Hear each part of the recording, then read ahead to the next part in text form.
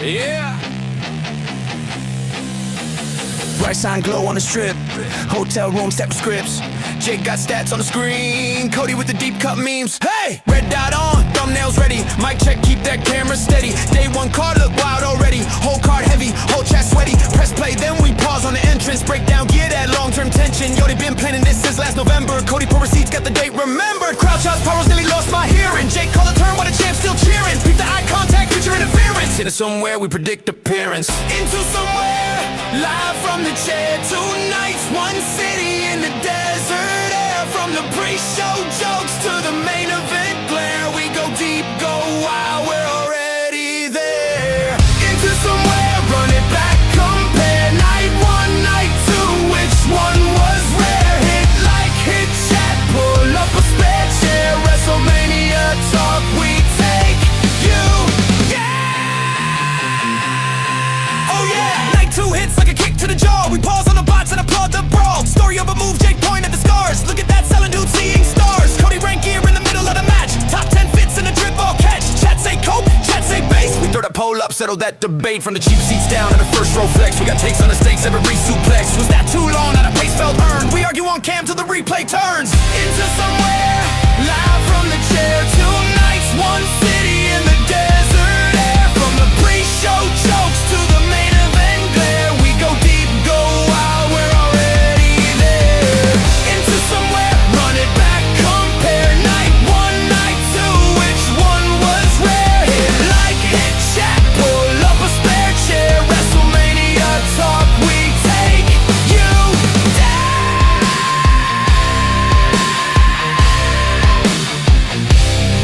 Late night uploads, neon in the blinds.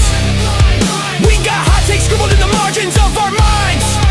As best match, then the room divide. But it's love for the game that keeps us alive.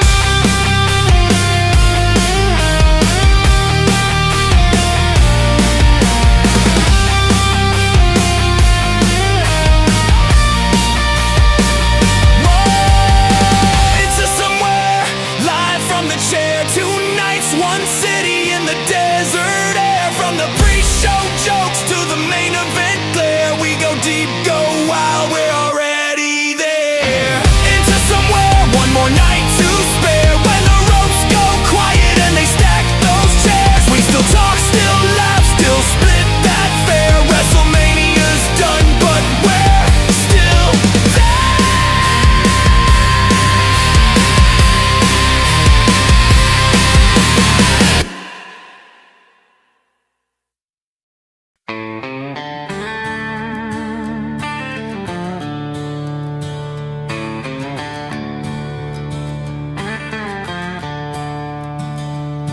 They say it starts like a story. Into somewhere we dive in, no safety line, breaking every moment. Frame by frame we cross that line. Hendry holds the kingdom. Ricky fights to stake his claim. Into somewhere we burn our names into this game. Yeah, bell rings, hear that echo crack. Joe with the stare, Ricky firing back. Suplex snap, we're up off the chairs. Jake yelling, hold up, Cody's like, run that there. Crowd on mute, but the heat still bleeds. We paint it into words while the bright screen feeds. Champion wobbles, is this that night? Chat spams new king, we just call the fight. Slow that clip, see the shifted eyes. Miss right hook, that momentum dies. Every false dawn feels like fate. We ride that edge of love and hate. Into somewhere we dive in, no safety line, breaking every moment. Frame by frame we cross that line. Hendry holds the kingdom. Ricky fights to stake his claim. Into somewhere we burn our names into this game. Light slow, thumbnail glow.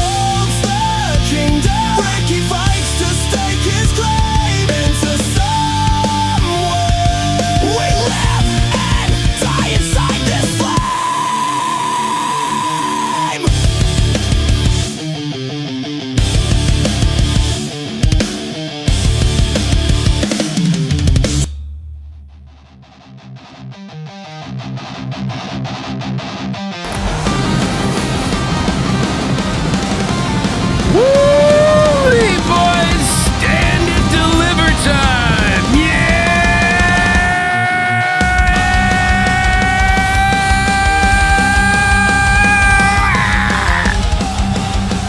Woo!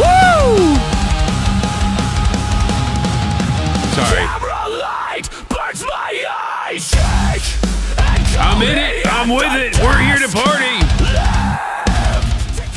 Ladies and gentlemen, welcome to your Stand and Deliver review.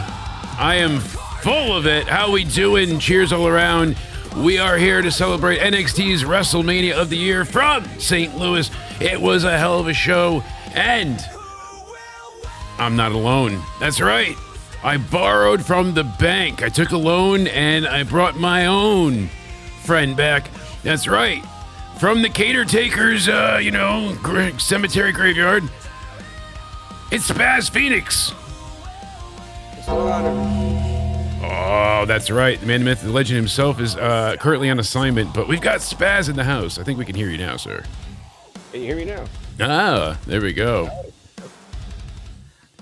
I was gonna say you got to keep the show running because Baz is lazy and may have had a few beverages. No. Libations are allowed here. It's Saturday. That's what NXT is all about. And hopefully everybody, hopefully everybody enjoyed. I know you're a little bit on the lower side, so we're gonna go ahead and try and pump that out. But sounding me louder and more obnoxious. We'll try and get you, pump up the jams. But hello to everybody. Welcome. It is indeed April 4th, 2026, as we head into Easter. Wow, already. Liz is in the chat and pretending she's happy to see me. Yeah, she is indeed. So many are. We've got so many greats in the chats, like Liz, like Paul, like Jeremy, and so many more. We saw Stuart before. Pico's in there. So is Nate and many others. Thank you all for being here. Happy early Easter. Thank you. Be Spaz B. Very nice. Very evil. Actually, it went boo, Spaz. Boo, but it said B, Spaz, B. That comes from Cody's number one fan, Senor Jeremy. The Senor. I was saying boo earns. You were, yeah. I was, he comes out. Senor Jeremy goes, comes out with the hips for the Latin women. It's early still. I can't start stripping. Spaz, this was a really fun show. Top to bottom, kickoff. I enjoyed a lot of this. Little bit of a hiccup here and there, but still, thank you so much to Senor Jeremy for being the first donor of the night and for kicking that super chat our way, helping keep the PC and everything else alive. We did get the new PC. We put it together. It's improved now that I installed the right drivers. Things are seemingly running well. I'm not broadcasting in 4K, but I am presented in 4K, so go figure that one. With a ham sandwich either. So. No, I didn't. I didn't want to up the bandwidth right now because everything and its mother apparently is trying to connect to Kazaa tonight, and the network's been pretty shit-tastic, so I wanted to be careful. I'd rather be here in 1080p at 9,000 frames per second. So I did the benchmark test, and when I played 2K on the old PC, we got 52 frames per second on like their high setting. So good. It's definitely manageable, but this one gets 198. You were trying to explain it to me off air when you were trying to run your old computer. The parts were melting. Yeah, basically. So I've got to get pictures of it, but the motherboard, it warped.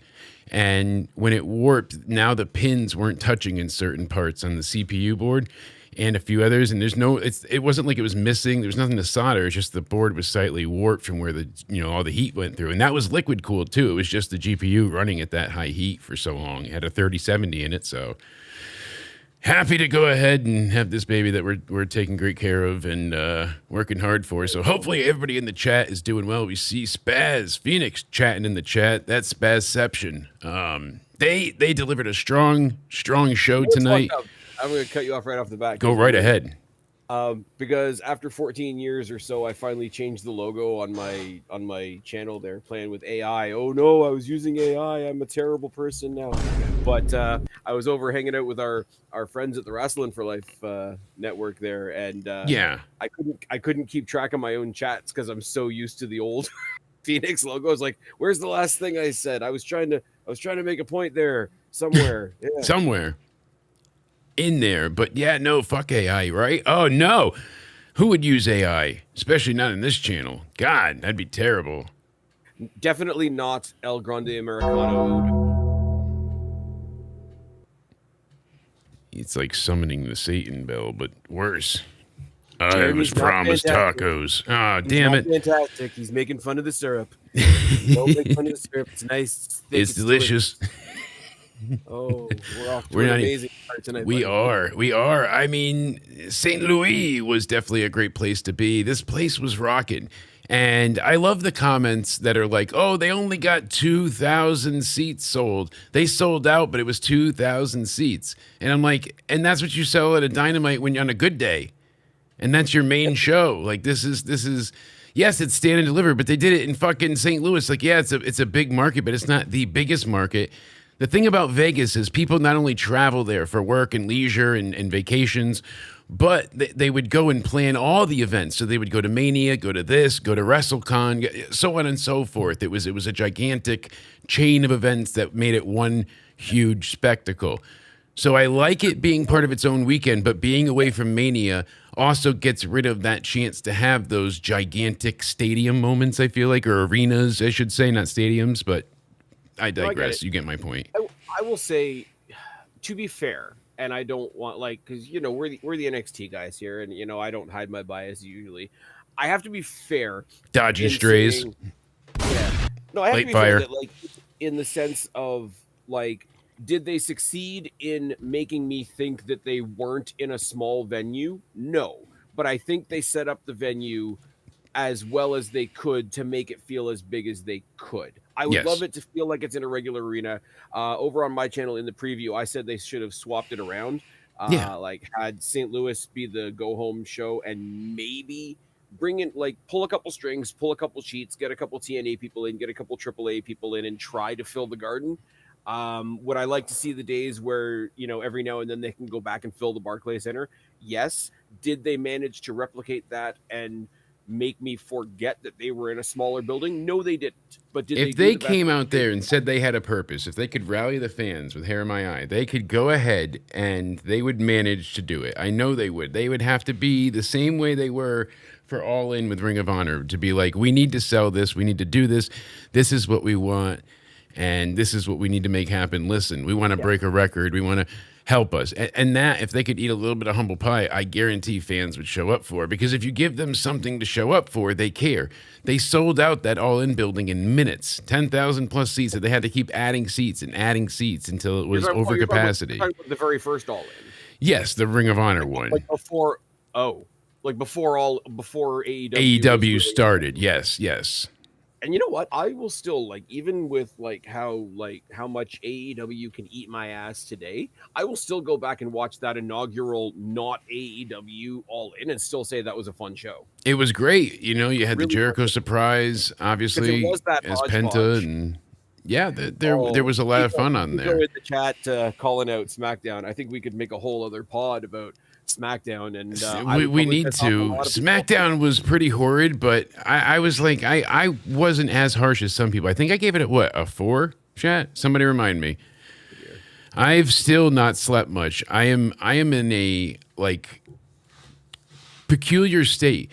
I'm in that I think I'm dreaming, but I'm actually awake spot now. And I love people that you see nowadays that are just they're clinicians. They all have something, and they say oh, I have PTSD. I have, insert ailment here. I have Tourette's, but it's just a thought, a fake diagnosis. I am actually diagnosed with insomnia, and you get to the point where you if you're up long enough, it's people joke about the Fight Club thing, but it's not that extreme. But you do get the point where you're like today, I keep nodding off.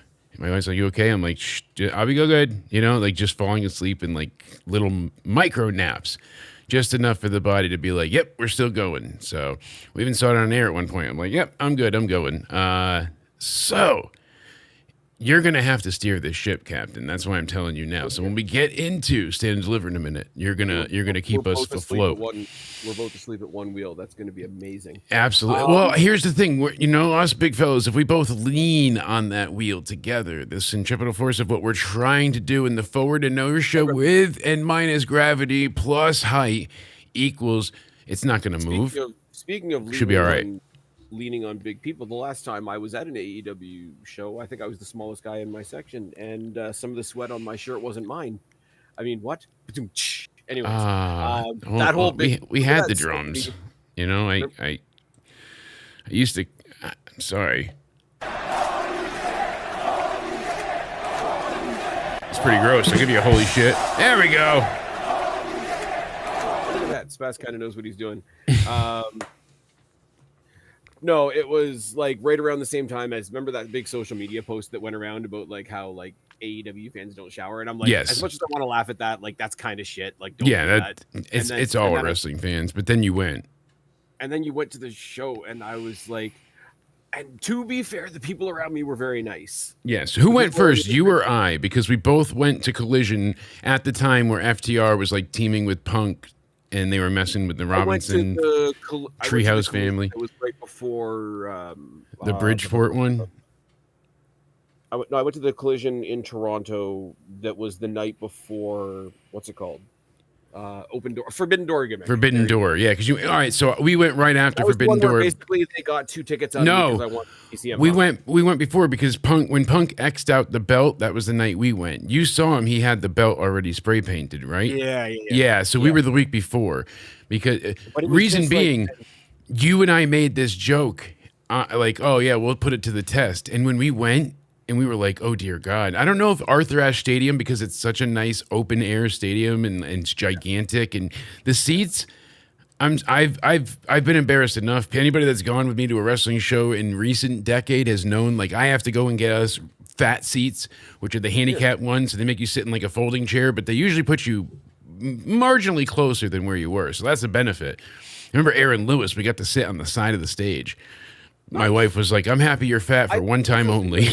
I will say, right? Like, I will say, like, for anybody that's been to, not the Rogers Center, that's the Sky Dome. What's the other one? Scotiabank Arena used to be the Air Canada Center. Everything gets renamed because the world is silly and we live in a stupid place. It's not a bad. Did you say dome? I did. I thought so. I was just, I was. Yo, we clutched up in Toronto, a lamination chamber, steel cage set, it's cutthroat behavior. Just shake on the mic, spaz up in the dome. Yo, we clutched up in Toronto, a lamination. That's all you need. You get it, but what's forever. Funny is the whole like chamber in the dome thing has gone more than a year now because we've had a whole other. We've had another chamber. We're gonna have 10 chambers. That's never gonna get old. I still say. Technically, that was chamber, and then this year we had Chamberhausen. Yeah. And everybody loved Chamberhausen, didn't they? They loved Chamberhausen, so we got to get that part of it and then combine it with Booker T. Oh, we're on to something, and then we're... Wave your hands from side to side, say. He's great. And they say he doesn't make stars. My God. Look what he did for Trick, for Joe, for... The list goes on and on. Not just their entrances, but, like Jada Parker... People didn't care for her at all. Once Booker couldn't stop gooning over her, basically, in his own like commentary way, not a perverted way. As soon as he became like commentary obsessed, forget it. The fans, Jada Parker, like that was all him. Miss Parker.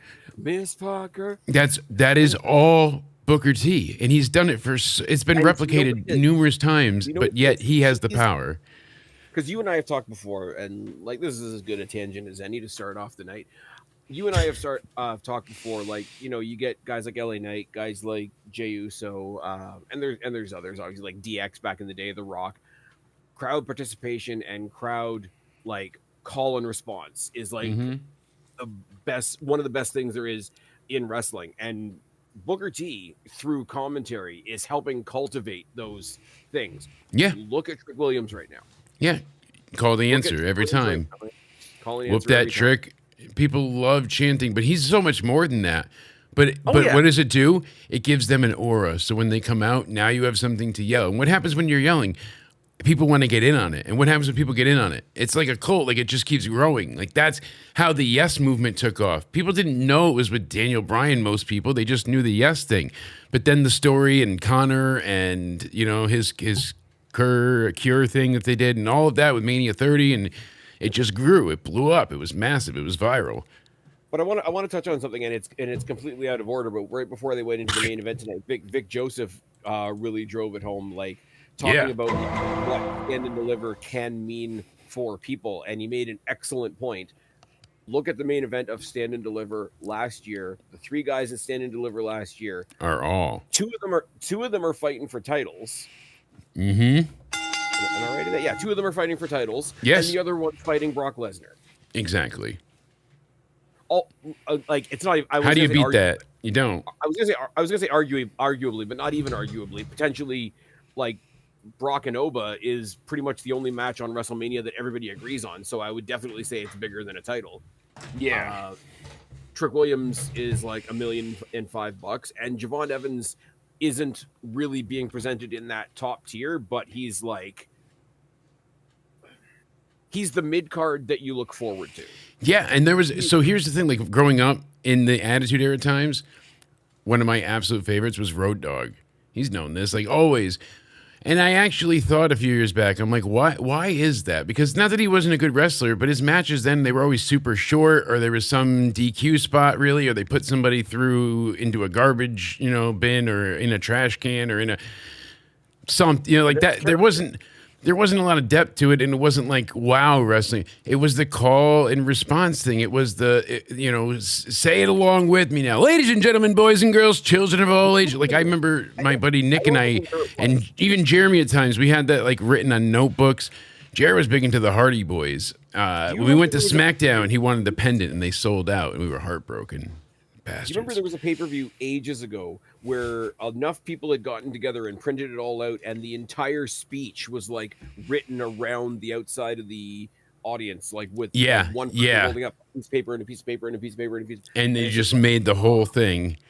And that's how ingenious fans were at that time. The signs, there was nothing better than the opening of a Raw where everybody had, those signs were up so high, but you know what?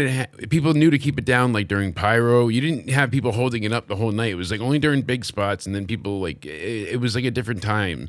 To be fair, the you also flash didn't have bulbs to the audience at the time. That's true too. And a side story, really quick. I know I've told it on air before, but when we got really good seats from my uncle, because where he was with a like a security detail thing at that point, and got us to SmackDown.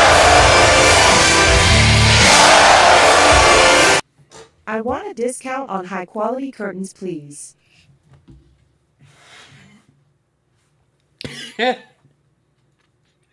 I'm not kidding. That went down wrong. I'm dying. Okay, I just lost the visual, so I don't know what the hell just happened. Oh, sorry. I was laughing as that went. Excuse me, I'm dying. I swallowed that with air. I'm gonna die. The very first sponsor I ever got on this channel, they were like, "Do you want to sell high quality curtains?" And I was like, I don't know if a wrestling audience wants curtains. They're like, sure they do. Check out our catalog. Sign this contract. I was like, let me just see what you have to sell on the website. And just for like a foot of a curtain was like $1,000. I'm like, yeah. The funny thing is because you just go awesome, I'm watching you almost die on a time delay here. Just, I'm trying to get it back up for you, but that's funny. With some of the ladies that were on the card tonight, I wouldn't mind buying some bacon curtains. Right, but they ran out of those. I mean, it was just total imposter syndrome. I'll never forget that. It was that, and it was I'm not going to be able to shut off your chat. There was a Pakistani gentleman as well that was like, I can help you grow your channel. He's like, here's what you're missing. Here's the SEO you're missing. And here's all these other things. And I'm like, well, you just told me what to do without me paying you. And he was like, oh, yeah, huh, fuck. I still have the screenshots. Thank you, Paul, so much for that laugh alone. Oh, my ribs hurt. Yeah, they wanted us. I have to look it up, see what the name is, but they wanted us to sell high quality curtains. So like, if your co-host, and you can get a few friends on board. It was some, I swear, like Ponzi pyramid scheme altogether. But if you sell enough curtains, then you get 20% off your purchase of curtains. So I don't get money. No, you get curtains. All right, I don't need curtains. My customers don't need my viewers don't need curtains. It is what it is. But they like wrestling. Do you have like wrestling curtains? And she's like, get out of my store. Just all get out of my store. I'd have to find you a picture before I'll find you a catcher. Yeah. Well, there we go. No, before I got placed at the job that I have now, I was temping, so I kind of went everywhere for a bit. And one of the places I went was a fabric cutting place. And one of the things they had up on the wall was they had designed one of the old SmackDown ring skirts, and it was across their whole wall. And I'm like, can I take a picture of that? Am I allowed to take a picture of that? Because that's pretty. Can I bring that home? Because if I can, just wrap it around my house. It's fine. Yeah, just around that pole. When I used to work at Hollywood Video, families would ask all the time, be like, "Oh, can we have whatever like display we had?" So I used to try and make sure, we had like the Hannah Montana one that people were going nuts for. So you try and make sure people that are like, it's going to these two sisters kind of things, and you can give stuff out. And that was always the cool part, like all the extra stuff they would send for merch and marketing and advertising that a lot of places would never put out, that they would just give to family and friends. We used to do like community days and stuff where we would give out like backpacks, and it was nuts. But all of those, like I remember I had the Halo 2 Master Chief standee, the one with the Mountain Dew where he's got the two submachine guns. Yeah, I had that in my room forever. People would actually pay for that already, but yeah. For the amount of movies I watch when I'm not watching wrestling, I've never had a job like in a video store, never had a job in a theater, never had a job in like anything related to movies, and I kind of wish I had. Past time where there's actually a dollar store right now that brought back movie rentals, and each week they pick up new Blu-rays and DVDs, and they are making, they said, a killing. People are coming in to rent again because they don't want to deal with buying a whole streaming service. They just want a movie for that night, and they people are making, speakeasies, but for Blockbuster. It's popping up all over the place. There's one the town over from me that just opened. It's like you rent fast, I think. I have to look up the card. We got them in the mail, but I'm like, that is nuts. DVD, Blu-ray, and game rental. Games are $4 a day. The Blu-rays and DVDs, I think, are $3 to start. We go so retro. The people that are like, as soon as we weren't listening to records anymore, like we couldn't really listen to. I'm waiting for the day that people come out and start espousing the values of VHS tapes. Right? And if you're listening right now, folks, and you don't know what a VHS tape is, ask your parents. Spaz is old. Nothing like a good old answering machine. So I made the comment the other day to answering machine cassettes. Do the old Seinfeld. You need to pick it out. Pick it out with a pen. We got to pick it out, and then you just roll the tape back. So the other day, and I used to scratch my ass. My father-in-law leaves me a voicemail, and he talks still like it's an answering machine. And I laughed my ass off. He's like, "Hello, you there? Pick up." And he's done this for like 2 decades now. Like, you figure I've explained it enough, but apparently not. So I'm like, I can't hear you. He's like, well, yeah, you can listen to him. I'm like, but it doesn't play when you. Never mind. I had a friend in high school whose grandparents used to talk to the answering machine like it was a person. Oh yeah, but that's what he does. Like, hello, Jeeves. You would pop up the thing. It's just like, tell them we called. Mm-hmm. Yes. Tell them we called. We please let them know. He's done the same to like the AI assistants where I jokingly put out a tweet where I'm like, who uses their manners when they talk to AI? Because I'll do it every now and again, but it's more of like a teasing thing. Like, You have to say please, please and thank you to your AI Google overlord. and your Alexa, because they will remember when the robot overlords take over. Exactly. They could be like, that one was nice to me. That one showed me respect. The lasers will come out, and then your answering machine will run up beside you and to defend you and say, no, this one always said thank you. This one loves hentai. Here's the log, and here's my log.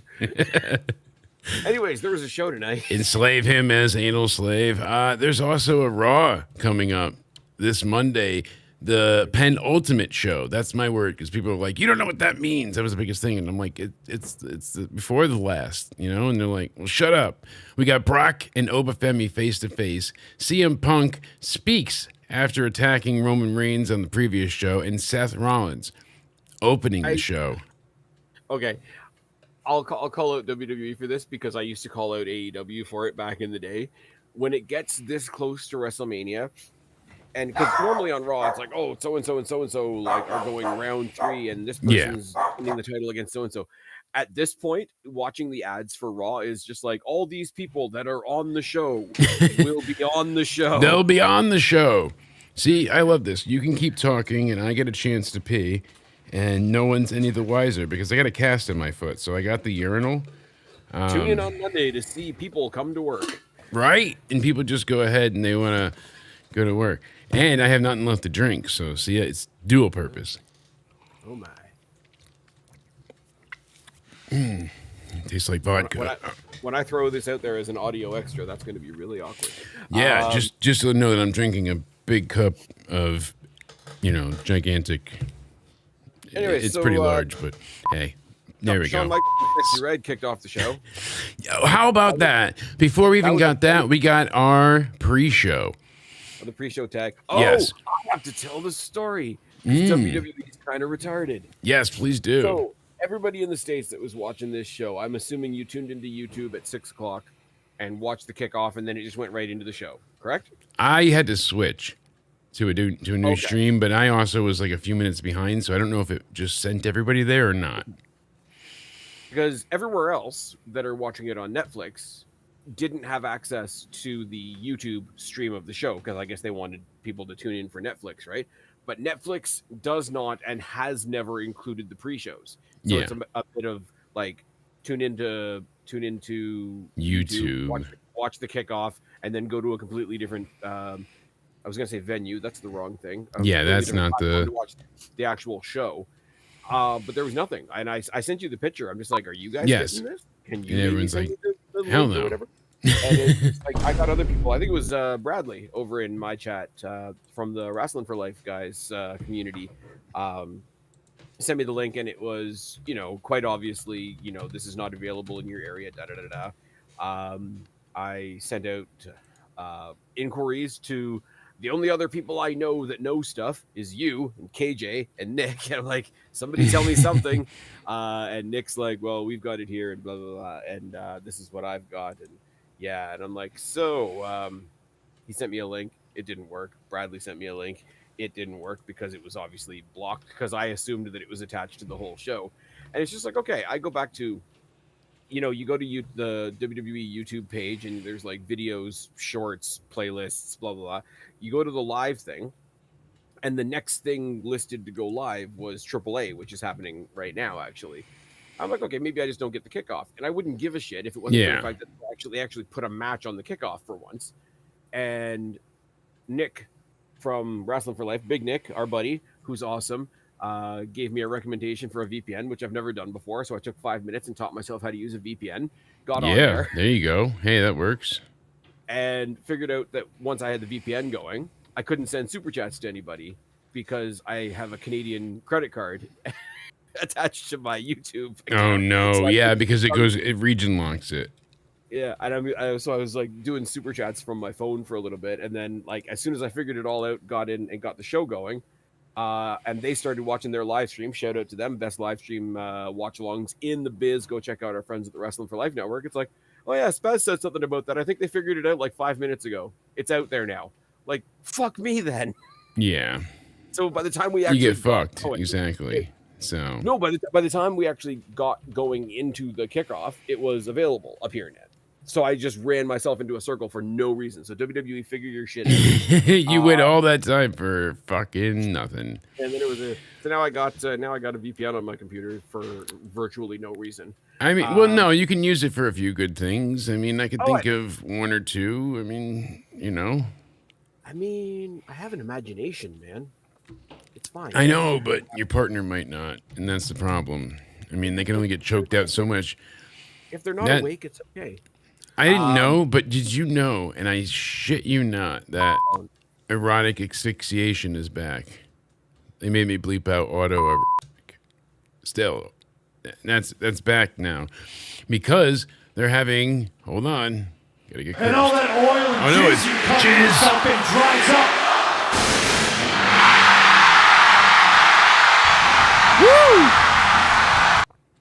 This is not a tip for spaz. This is most certainly not a tip for cocaine and hookers. Jake, we need to have a serious talk about Syrup Sipper. That was Didn't you see that Super as Troopers long and 2? involved as I am. Rob Lowe was the bad guy. Yeah. Thank you Indeed, for Rob Lowe was the bad guy. Hold on, we gotta give Jared his pop here. Yeah!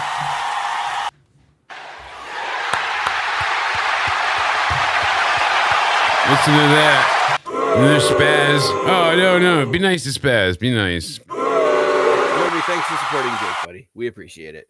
But no, and then we got into the kickoff. Continue with your point, sir. Thank you, Jer. And it was as bleh as the rest of the kickoffs are until we got to the one match. Yes. This is probably a weird thing to complain about because we made such a big deal about there being a match on the kickoff for once. It's kind of a bummer that if there's a kickoff match, you get to see what the inside of the arena looks like before the show starts. See, I don't mind that because there's still more to come. Like they don't usually use all the lights, but I don't know. I can get you a syrup sipper. Yeah. Mm-hmm. I mean, syrup's delicious. But yeah, no. From what I saw of the match, because I was more so like multitasking and doing some. I meant it as a joke. Ow. Sorry. The tag match was all right. It was fun. Lots of characters. All right. So we're going to go tit for tat here, right? And don't get excited. I said tat. Pyro Wrestling Live coming back tomorrow, folks. Don't miss it. We've had a lot of fun so far. And holy hellacious match is it going to be because Shrek called out God. We got to see what happens there. That's wild. I like the pre-show match. Vince McMahon. Misty got brutally by Ash Ketchum. Oh dear. It was bad. I mean, like brutally. Her involvement was purely the fact that she was drugged, and Charizard, Pikachu, Squirtle all took turns. Misty's and her no longer tight. So. I can absolutely promise you that would be amazing if I gave a shit about Pokemon. Yeah, I know. See, I don't care about Pokemon. It's just Pyro Wrestling Live will spend all they can to get the former stars from our childhood. The greatest actor in the world himself even showed interest in the show, Corey Feldman. That's right, the Lost Boys actor himself, Corey Feldman, apparently found this to be funny. Whether it's a troll or not, I still find that hilarious. And it does link back to his channel. That would be amazing if that's really him. I don't think it is, but that's fucking hysterical.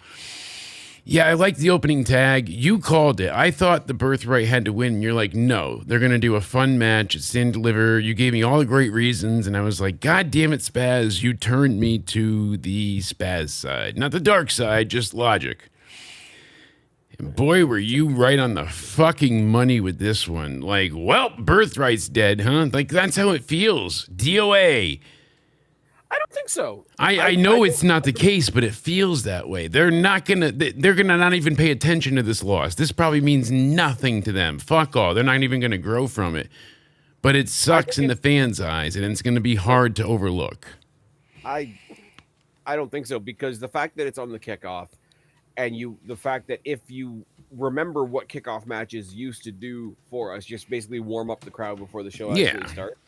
I think people are smart enough now. I mean, people on the WWE side anyway. Well, Are smart look at enough. how tonight worked. Well, I mean, like our kickoff matches don't bleed into the pay-per-view like it's a cool new thing. Well, But no, like it's purpose serving, right? And like, I know. but the Two birth rate examples in a row. You're like, well, but I mean, well. and I'm not going to go too long on this, but like the first thing that threw me for a loop before the match even started was Eli Knight is no more. Yeah. We have EK Prosper. What the fuck is this? I was like, Is this something? Is this anything? Yeah. it is. It's EK Skipper? What? No, not EK Knight? What? Oh, EK Prosper? Yeah. Oh no. Hello, Oh, Drake. yeah, that's probably up there too. You know it. Yeah. I don't know. He's still fun as hell to watch. Now, I don't want to put him or Ren Sinclair in the background by any stretch of the imagination, but we've said it before. Hank and Tag already, but with Shiloh Hill as a trio, they're over as hell. Oh yeah. Like, let's just make NXT trios titles. Why not? Yeah. Because WWE is doing so good with their tag team divisions, right? It's fine. Don't worry about it. The Bellas are in WrestleMania in the Big 26. What are we doing? And that's what happens But no, more this often was- than this was not. a lot of So This was a lot of fun. I like it. Can yeah. we say while we're talking about the big and small buildings and whatever, it's my one bugbear, my one pet peeve, my one, like, it doesn't even really make sense how much I don't like it. Yeah. It's true in AEW. Okay, it's true in AEW. It's true in TNA. It would be true if WWE ever did it, and it's true in NXT. Fuck a ring level ramp. I know. I hate it. It never looks good. It makes them feel like literally they're a step behind. I don't know how to quite articulate what I'm feeling, but to me it's like it's half of the presentation is gone because you're supposed to like ascend into the ring. When you're level with the ramp, you're still above the crowd, but you're just not there. Do you understand what I'm trying to get at? I don't know how else to describe it. I was talking to other people about it today. I don't even try to explain it. I throw my hands up in the air and be like, look, I don't have a logical reason to tell you. I just don't like it. You're not wrong. You're really, I mean, you're not wrong at all. And Now there are some cool spots that are made. there were some available, really like- good spots tonight Yeah. in several matches. One of which was Kendal Gray. She pulled out all the stops there. That was really damn effective. She did like a superplex trifecta, so that was really cool to see at one point. I was gonna say, should we just hop into the opening match, because the tag match was what it was. I had fun with it, but also I was distracted by WWE being silly with their platforms. Yeah, no And doubt about it. Yeah, other than KJ, everybody I was reaching out to was American, and I'm like, I don't think the Americans have a Canadian answer for me. Strangely enough, Yeah, because Tatum hit the superplex into the suplex into the belly bomb, all out sit out power bomb. It was like a fucking holy shit. You're talking about Kendal, not Tatum. Tatum was later on. No. I'm talking about later on. Yeah, she did it in that match. I was just saying, like, that's one of the highlights for me was that moment. So, but the opening contest, yes, indeed. Spoiler alert: the ladies kind of killed it across the board. Yeah, the ladies were the reason to watch. So we've got Jacy Jayne defending her title in a triple threat because Lola and Kendal couldn't decide who was the winner. They had the chance, but they tied, essentially, through shenanigans. So now we have all three of them triple threat. Immediately, Jacy shoves both women, and she's like, I beat you both, and they both use the time to beat the hell out of Jacy. And that's kind of what we see throughout this match continually. No matter what, Lola and Kendal, when they needed to, could coexist long enough to beat the shit out of Jacy, to knock her out of a pin, knock her out of contention. Here's what I love about this, right? Is and we all have a little bit of headcanon. Everybody has stuff that they think. I think they're doing it because of this, not necessarily because that's what the story tells you. This match was equal parts. They both wanted to get their hands on Jacy, and equal parts. We didn't get a finish a couple of days ago, so we need to prove it to each other as well. Because we don't need to drill it into the ground. We've talked about it before. Jacy Jayne's a fucking star. She should have been on the main roster already, probably. But the two of them knocked it out of the park on Tuesday at MSG. Yeah. Oh, I'm sorry. The theater at MSG. Meh. Anyway, I'm very mature. But yeah, no, it looked like equal parts. They were both chasing the title, but they were giving us the sequel to that match as well. Yes. And I thought that was really good. And the two of them are fluid as hell together. And Jacy playing the heel, playing the avoidance type thing. The fact that you had one babyface with nobody in their corner, one babyface with one person in their corner, and one heel with two people in their corner. Get locked up. All of them played their gonna get locked up. Ren Sinclair chasing away both other members of Fatal Influence. Right after just like being in her own match like 10 minutes ago was a little bit two of them are fresh and she's probably tired. Why is she chasing them both away? But cowardly heel stuff. Yeah, it was supposed to happen 30 seconds ago. I hit the button and it's like, I don't wanna. I'll figure that out eventually. But there we go. It's almost as unresponsive as I am. There were some good moments tonight. There were some big points in the matches, like you pointed out. We'll get into it more specific match by match. But this was fun, and this was great in showcasing the NXT talent for what they have to offer at their best. And there was no major botch. There was nothing that took you out of it. No stupid story development that left you being like, what the fuck? Everything was kind of cool story development that we'll get to. But it was all very congruent and put together nicely. Like everything was logical. It made sense. It fit in the timeline. There was no jumping ahead, which they've done. There was no ignoring past history or forgetting and just resetting. Everything was, more of the same in the sense of like the story goes on. I appreciated that a lot. Say, if we're looking at the card as a whole, like if we're looking at it as an overview, and I won't include the big tag from the pre-show in this. As I said, I didn't fully get to pay attention to it. Yeah. Of the 6 matches we got, which thankfully was 6. I like that. If it was a nice time, like crunch in the sense. Of the 6 that we got, 3 of them were great, and 3 of them were good. Or sorry, no, I lie. 4 of them were great. 2 of them were good. 2 of them were. I'm watching them and I'm enjoying them, and I know they've got another gear, and maybe it didn't quite get to that other gear, but they were still good. Nothing wrong with them. Pick a hand. But yeah, crab people. I'm gonna pick a hand. Why are you shocking the crab people? It's gonna be you. You just gotta pick a hand. No. You did lose, so. Oh no! Just knocking on your door, Spaz. I'm here. Not fantastic. Told you that story, right? My good friend John, growing up, he had a woodshop teacher at his tech high school that was like missing all but like 2 fingers. So he'd be like, "Hello, students." He was the head of woodshop, and just be like, "Hello, fellow youths." Yeah, safety first. Oh no, not old Lucky. That was my last ring finger. Now my wife's gonna leave me for good.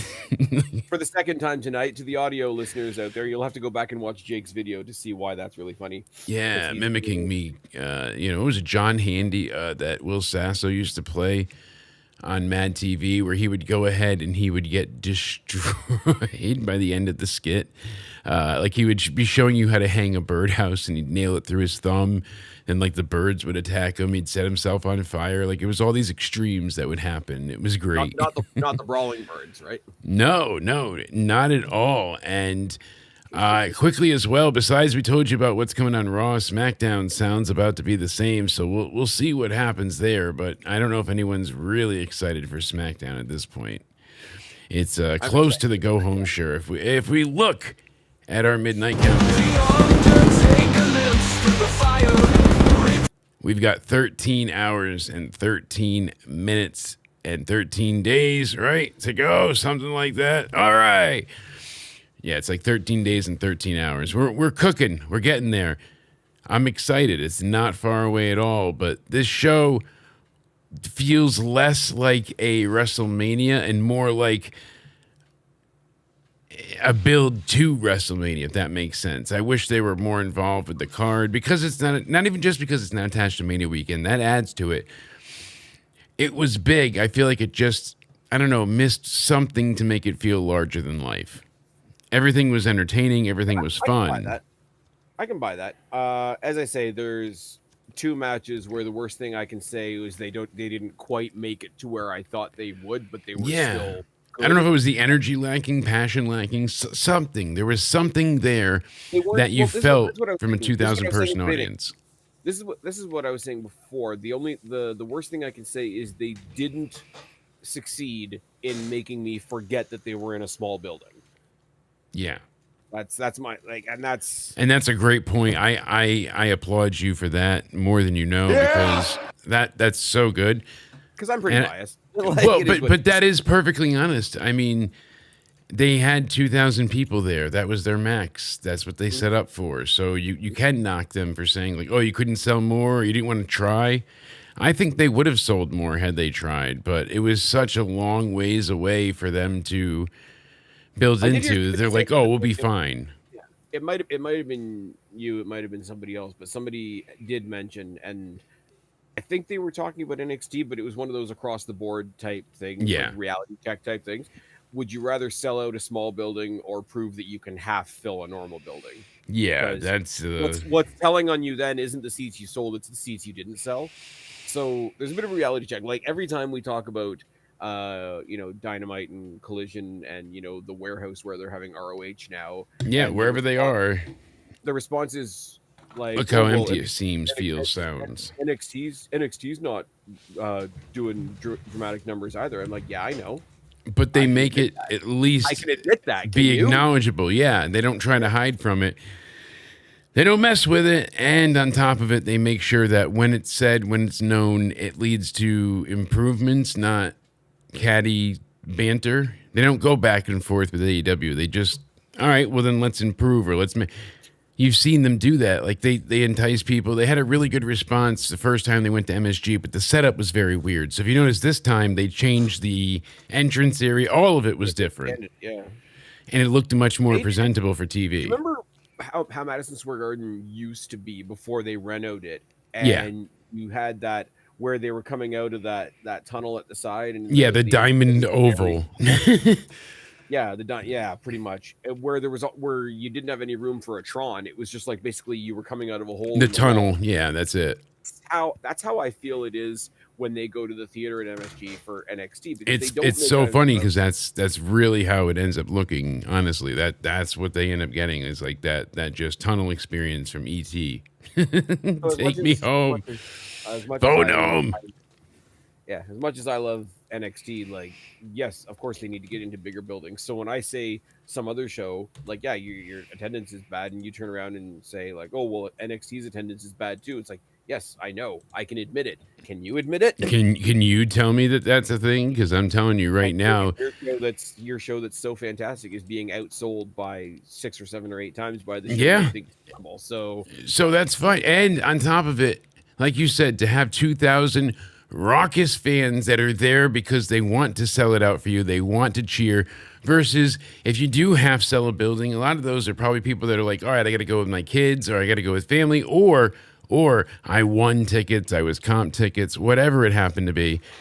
They're not the same audience. They'll cheer for the big stuff, but they're not going to pour their heart into so-and-so coming out. It doesn't happen ever. I will say, and like, yes, to a certain degree, wrestling should be for all ages, and anybody that wants to come to enjoy a show should be able to come and enjoy a show.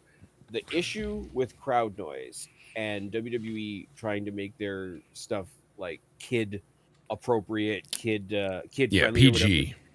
Yeah, is that if you make a show for adults, you fill a building with adults that are there to watch the show. If you make a show for kids, which is fine, it's important. Your John Cena's and your R-Truths and all that is an important part. Like, don't let anybody twist my words here. But what's what the you've got- positive, Spaz? But what you've got there is that the kids are there to enjoy the show, and the rest of the bodies are the parents that had to bring the kids. And mom and dad, and sometimes I like to bring grandma and grandpa, even if they're not needed. And then, oh, we need to bring Susie, but Susie can't go alone. She needs a friend. That happened to me with the monster trucks. I was supposed to go see him as a kid with my aunt, and then it was supposed to be me and my buddy John. And then they're like, oh, your friend can't go, you can't go. Like all the plans changed, and it was like, fuck you, I don't want to go anyways, kind of thing. And yeah, you know, everybody packs into the vehicles. I missed those days though, where you would just go to do something. It was like, all right, here's the plan. Never needing tickets, buy them at the door. My point is, you get, like, even if you do get a huge crowd by going the family friendly route, you've got a huge crowd, and only half of them actually want to be there. You're not doing any better, and you're probably getting paid less, more than likely. Which is probably worse because you've got a big crowd. So if they're quiet, it's more noticeable. Yeah, anyway. Sadly. I mean, that's how it goes. And while we've got people in the chat chatting along, let's go ahead and hit that button. Let's see what happens. Well, bam! Cursed. Oh, look at it. Hey, is it going to play? There we go. Omarin, Romero, Tilly, Benjamin, Bear, and Eduardo. I've seen Eduardo chat in here, so congratulations to you all for getting some great access in the members only stuff. So check that out. And thank you kindly for tuning in. You know, when Jake gives you access, it feels good. It does. So yeah, with Jacy and Lola and Kendal, they had some great moments, some really great innovations. They worked this. Lola worked like she was fighting as a tag team in AAA at points. Like, where's Mr. Iguana to tag in? But she got some great offense. I think it would have been cool because, and here's the point I was trying to come. Yeah, no, please. I kind of lost my point. You don't want to necessarily have baby faces with backup, but because she's going into a triple threat match where both of her opponents had people in their corner, and yeah, you would think, because she is a tag team champion, I think it would have been cool to have Mr. Iguana out there, not to get involved, not to help her cheat or whatever. There could have been like a comedy moment with the puppet or whatever. It's fine. Comedy is allowed in wrestling. He could have stalled them or whatever was needed, but yeah, instead they embarrass her. Yeah, and instead it ends up being she's got the offense. Kendall's got everything needed. Oh no, now she has to get hit off the right. And then come on, and that was it. After everything that you suffered through, that was it. Yep. All right. So Kendal loses, and I'm glad they made it unpredictable in a certain sense. In a certain sense, yeah. Because I like, and don't get me wrong, if Kendal had won, I would have been happy with that as well, because Kendall's fantastic. But Lola, we've said it 100 times, she's the one in the company that has the double contract. Clearly they see something in her. Because they've already put a belt on her in AAA. You're worth money. Yeah, you're worth money, honey. That's it. You know it. To have her, I don't want to steal the Becky thing, but now she's Lola 2 belts. Is she going to be defending? Rocking them? Is she going to do the Penta thing? Is she going to go to AAA and defend her other title there? Is she going to defend, the AAA title with Mr. Iguana up here? Like, when you said was still healthy. Penta thing, I thought you meant like evil pentagram, like Satan thing. I thought you meant like she was gonna teacup his balls and do the claw, but I guess not. Sorry, didn't mean to derail the show. I don't know where to go. I don't know where to go with that. I know where to go because Jacy is no longer our champ. It's Lola Vice. She gets her finish at the end, and the crowd pops big. I mean, she hits her with the rolling encore, and damn, does it look great? She gets first. Jayne hits Gray. She gets the rolling encore, and I'm like, oh, that's gonna be it. But no, Lola catches Jacy with the back fist there. 1, 2, 3. That's all she wrote. People were mad on Twitter too. There's a lot of. Of course they are. We called the Wambulance. They were mad both that Gray didn't win and they were mad that Jacy didn't retain. They just didn't like Lola. Real, I haven't. Okay, and I don't think this is any disrespect on Jacy. I think it's just like her time to go up, or whatever. I didn't see anybody in the circles that I was in. Oh yeah, when I did latest for when she won, it was inundated with hundreds, not thousands, but hundreds, and there's people just trying to catch on to the she won, she's Miss Popular, let's take her down a peg thing. I think it's less about her and the fact that she has the #1 contender shot now, so that or the title, excuse me. So now that's what pisses people off. Yeah, some people are gonna like see who wins, so they see who they get mad at. Yeah, I mean, that's basically what we're going to see. Why is Rhea in that spot? If Bianca wasn't injured, like she'd be in that spot. Okay, if my aunt had nuts, she'd be my uncle. Bianca's not here. Rhea's got the match. What are we doing? And I got a goldfish. Oh, I'm sorry. I thought we were talking about shit that doesn't matter. I love that Uncle one. That's just so good. Oh God, that tickles my fancy. That is incredible. I heard the worst thing the other day, and I think I can get away with this on your channel. Sure, you can. How do you know hookers are racist? How do what? How do you know hookers are racist? How? Because they've got different entrances for different customers.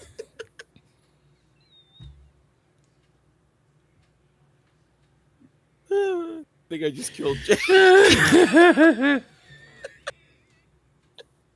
It's bad. I'm acknowledging it's bad, which makes it okay, right? That's how it works.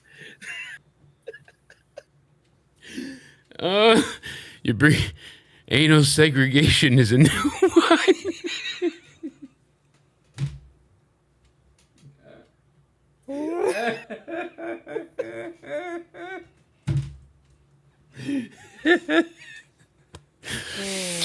Oh God, it is Lola's time to fight anal segregation.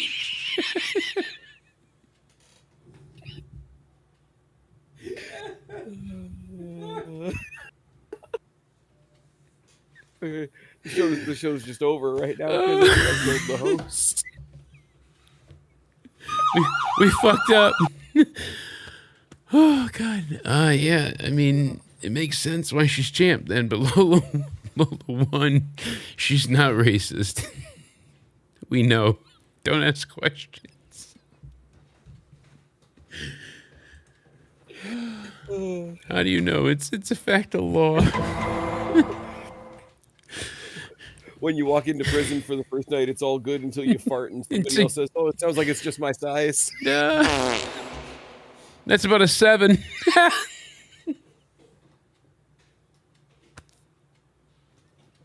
Oh, God damn it. Maybe a 7.5. Let me hear it. No, I'm sorry. That's an 8. No, it's too high pitched to be an 8. I forgot you're 3 blocks down. There's an echo. Oh, God. We call that one the Elton John XXL. Get them all in line. They can make a symphony. Oh, boys. Who needs stretching? You got to hit C major. Fuck me. Who's down in cell block 8? It's Fraser's brother and Big Mike. Yeah. You can't tell. Oh, that is Big Mike. Nobody hits that A flat like Big Mike. Big Mike. Rockets red glare, Mike. You get it. Where's Kid Wilson? This is toxic. Toxic masculine. No, you don't get it, Kit. Everybody farts. Some people just get paid for it. Hey, don't knock SmackDown. They were almost tag team champions. This close. With the cursed referee. Oh, not my jerking hand. No. Oh, they better have something for that. Just a reminder, Kamala Harris looks like a horse.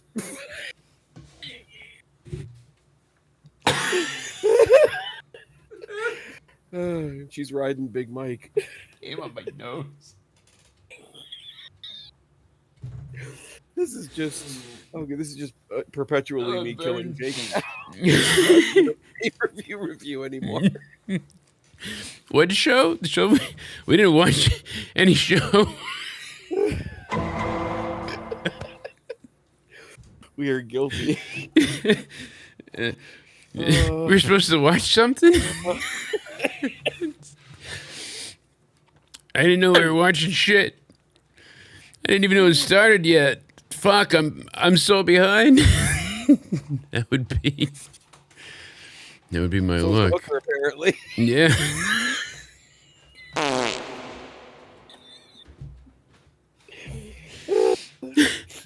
That's a C flat. Betty knows.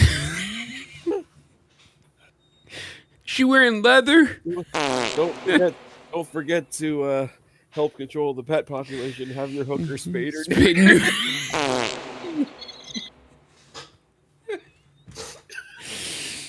Oh God.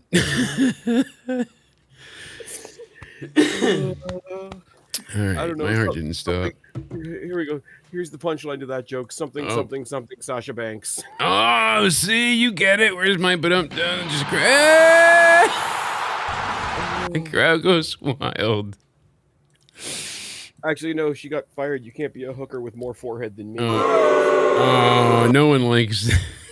Wait, she got fired?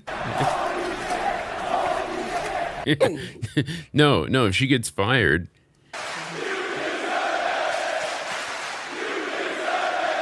What the fuck are we doing? Tony's begging her to come back.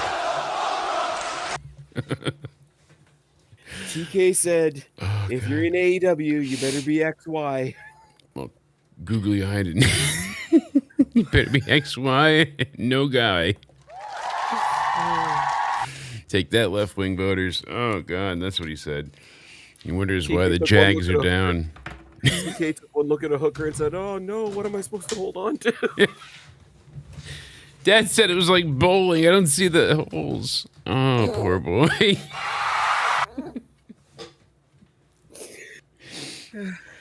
Then Mercedes sat down and all the pins were gone. That's where Tony's like, Uncle Akbar did the same trick at my birthday party. Where the term explosive diarrhea came from.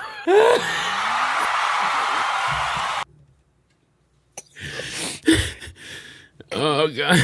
Yeah, where is brand. Braun Strowman? We need him. Invade AEW. Just have him shit in all the girls' bathrooms.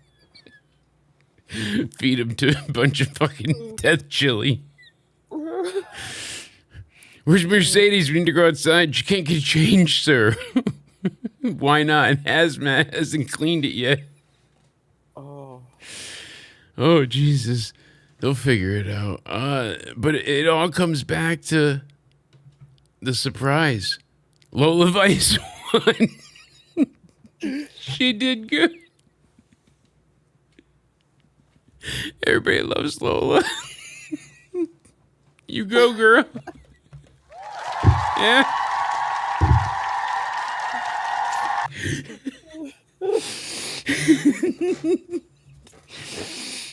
She's the champ. That's it. She did it. Here's your review. You're my boy Blue. What happened to Mania?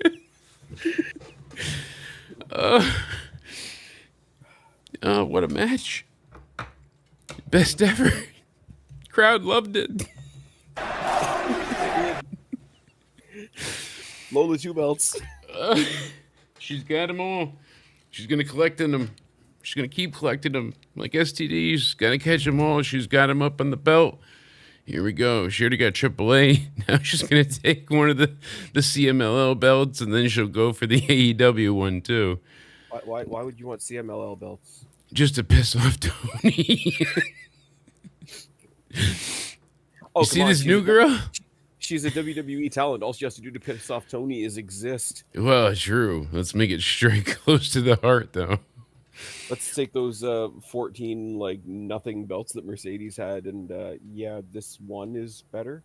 We got to get Actually, we got to get her to get willing to tank, or we get somebody great that Actually, agrees to shouldn't just say tank that. every match.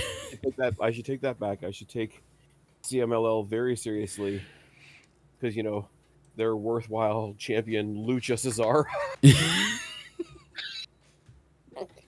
What is with the mask? Oh, he's like, I'll never take it off. I'm like, not even during sex? Come on. I was gonna say he was wearing it during his job interview and just never took it off. He just he just left it on. Hello? For some reason, him with the mask, he just sounds like Simon Miller to me. No, here it is. For all the older kids out there. Mr. Cesaro, did you put your head in the Shino ball? Why I oughta it's got the reflection of the dome. Oh, those early seasons are just so perfect. I remember every day, like 5 to 6, they would re-air the old ones, and it was just Here's a what a brilliant thing you childhood. don't realize.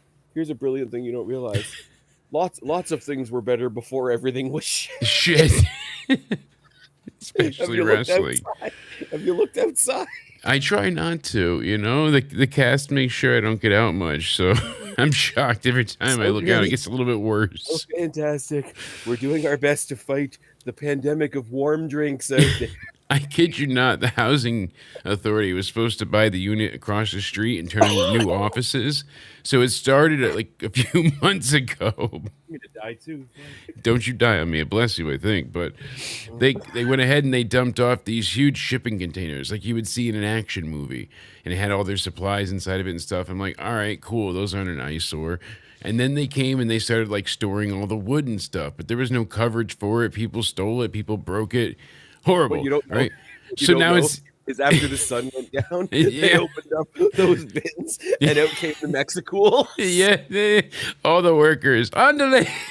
Just no wonder why I haven't seen you guys painting. They had a plethora of just piles of wood everywhere. Now there's mattresses piled up there and all sorts of drug paraphernalia. I've done a lot of projects and I've worked on a lot of logistics or whatever, and I have actually figured out a couple of things. Here we go. Do you know how many kids it takes to paint a wall? 4? It depends how hard you throw them. Oh, see? I forgot about splatter. Oh, I remember when those dead baby jokes came out, and people would either laugh their ass off or they'd look at you with like utter disgust, be like, "I don't get it. Why is that funny?" And I'm like, No, what's the best one? How do you get 10 babies into a blender? Or yeah, no, how do you get 10 babies into a blender one at a time? How do you get them out? Nachos. like of all those stupid jokes like that, I still love. Did you hear about the little queer midget? He came out of the cupboard. Oh, no. Oh, folks, this is how you can tell that we needed a rejuvenation from shit wrestling. Like nothing's been horrendous, nothing's been terrible, but nothing's been like wow. See, the reason WrestleMania 40 works so well, and Spaz cut me off at any point, but I feel like you're on the same sentiment I am. Maybe you'll word it better, but lo and behold, they gave us a reason to give a shit about Cody, and that's why his story mattered, because he was not the right one to finish the story, but people cared about his story because his story was front and center on both shows, on every pay-per-view or PLE or whatever you want to call it. He was the main focus, so of course people were in love with Cody and cared about him, and they want to see him triumph. Do it for your dad, do it for your wife, do it for your kids, do it. Of course, like they made him the ultimate babyface. But now, then after, it's like it doesn't have that weight. But now we can follow Randy's story. Do it for the guy that used to do Raw comments.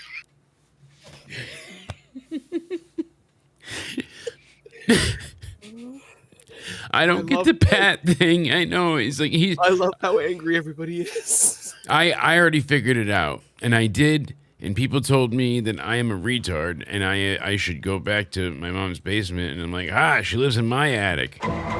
So I thought Randy was talking to himself. I would have been a dipshit, like Cody said, if many other bigger names than I said the same exact answer days later. You know, like Cornette, he was like, he's talking to him fucking self. What else would it be? Because it doesn't make sense for Pat McAfee. But what is Pat famous for? I don't know. He was a punter. Being a better wrestler than No, he's a punter. Former NFL star, indeed a punter for the Colts. So now what? He's going to teach Randy how to punt even more effectively. He's going to teach him the cunt punt. Come on, hit the button. I think here's what we need. Here's what we need right now, right? The cunt It's punt. gonna be There we go. It's gonna be all celebrity wrestling, just because Yeah. people are we're diverting very far from the NXT show now. No, this is all relevant. It's all relevant. It's wrestling. We had Sexy Red tonight. It's fine. She's got a Sexy rack Red! Yeah, you gotta do the yell. and do the shitty song. I'm just a sexy red. Sexy red.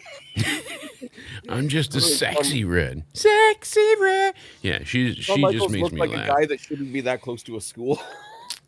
Yeah, he's got the hobo vibes that he found a suit at Goodwill. He's doing like the intentional, yes, I know I'm an old guy, yes, I know I'm lame thing. And I'm like, First job interview in 40 years because he was in jail, you know? Like, that's okay. a Salvation Army suit. For all the people out there, right, that are pretending like wrestling's never had celebrities before, like WrestleMania hasn't had celebrities literally since WrestleMania 1. It was built off of celebrities, absolutely. I have a special match for all of you. It's going to be Pat McAfee, Logan Paul, and ISO Speed taking on Jelly Roll, Bad Bunny, and everybody's new favorite Danhausen. So we've heard a different few iterations of this, and this is very interesting that you bring it up this way because, my goodness, is this a hell of a like conundrum of what they're going to do here? Some people thought, all right, so LA Knight is busy with the Usos. They're taking on the Vision +1. You know, we're going to see how it all works out and pans out there. Sure. Okay, fine. You know, it's like we got the Gunther thing going on. All right, there we go. You guys will face off, and we'll do the tag team thing, and so on and so forth with Seth. But nothing's I think Gunther should take on Sexy Red. Now that Sexy Red and just chokes her unconscious. I'm not gonna lie. Shut the fuck up. I'm not gonna lie. I'd rather have her in the tag match than the Bellas, but you know that's neither here nor there.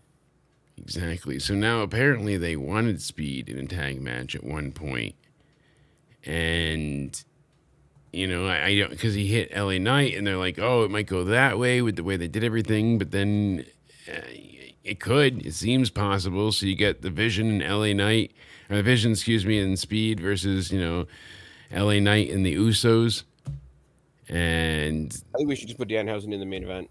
I wouldn't hate it either. He was funny tonight. You know, and talking about he could have undid the curse, but didn't want to. And, you know, you saw the ref get accidentally cursed in the ring. Danhausen they need to do a little bit more, right? Tagging the match. Yes. Like, oh my God, He didn't have the tag rope at first, so he had to go back for the tag rope. Yeah. I love that the light goes out and he doesn't fully disappear. He's like, where do I go? Here's the thing, right? He's like, oh my God, I can't believe he's taking somebody's spot and da-da-da. Look who he was in the ring with. I mean, okay, Damian Priest is one thing that's a separate conversation. We kind of need to fix that. Yeah. But like our truth, Kit Wilson and the Miz.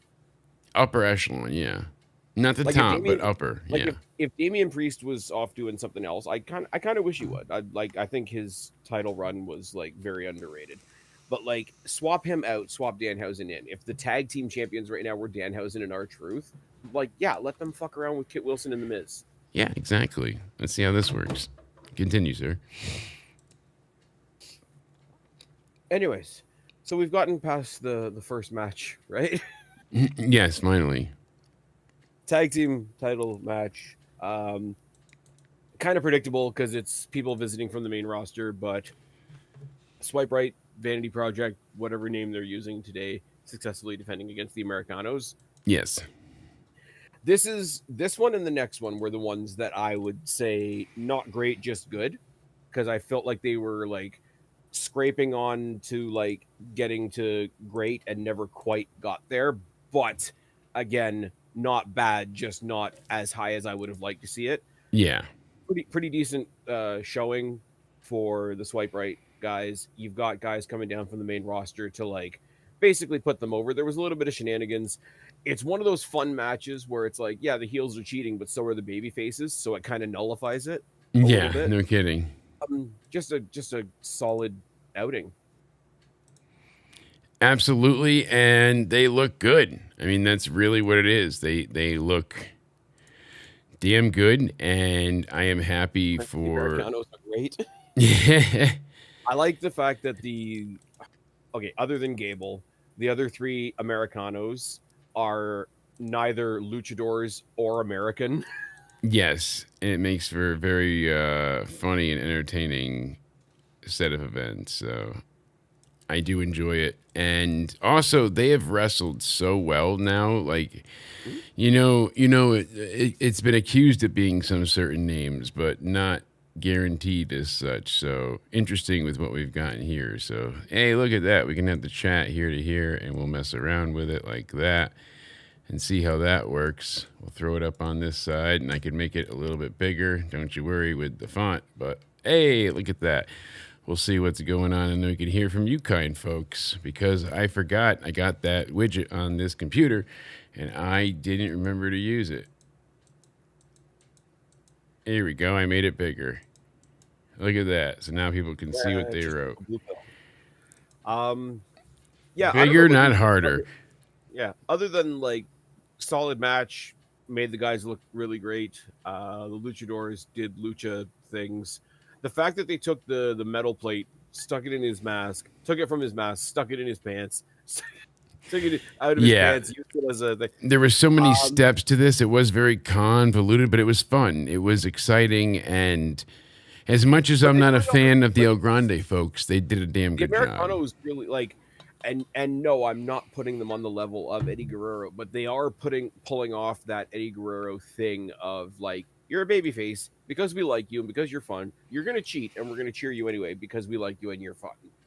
Yeah, absolutely. The only thing that I would have said was when Buddy took the metal plate away from the Americanos and like stuck it in his tights to hide it. When he got kicked in the nuts, the person kicking him should have sold that his foot hurt. That was something brought up in the other chat over at the Wrestling for Life guys. Shout out to them once again. Yeah, you would think, that would be what you would hope to see.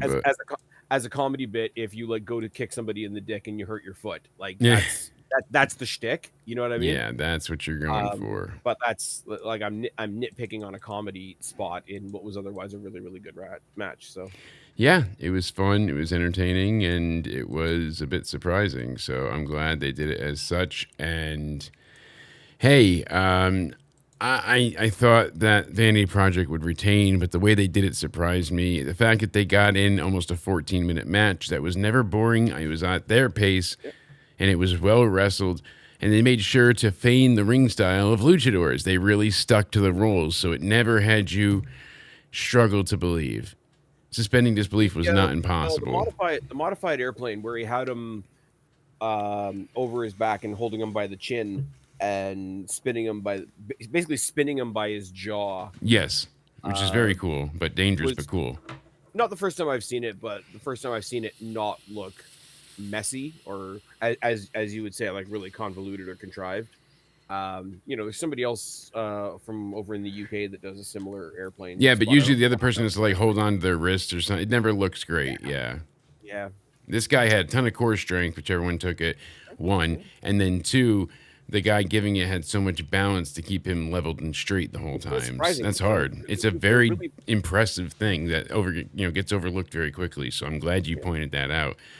They're very pale for luchadors. I don't know. Yeah, the crowd booed the heel antics. They booed the heel nature. They booed the heels. They booed Vanity Project. They're over in the sense of being popular heels, and it's working. It's exciting. Rayo and Bravo, they have their they both use the Pete Dunne and Tyler Bate signatures, the finishers and stuff like that. Well, they must have been highly inspired by Pete Dunne and Tyler. They must have been. So it's interesting to see those two cultures crossing over to see these guys that were like training and going through grueling training in Mexico to like look all the way across the pond for like outside inspiration. Exactly, and now it's too little, too late. Zaria and Soul Ruca. Please tell me. That they stole from Tyler Bate clearly was the bop and bang. Yes. The fake out punch. Yep.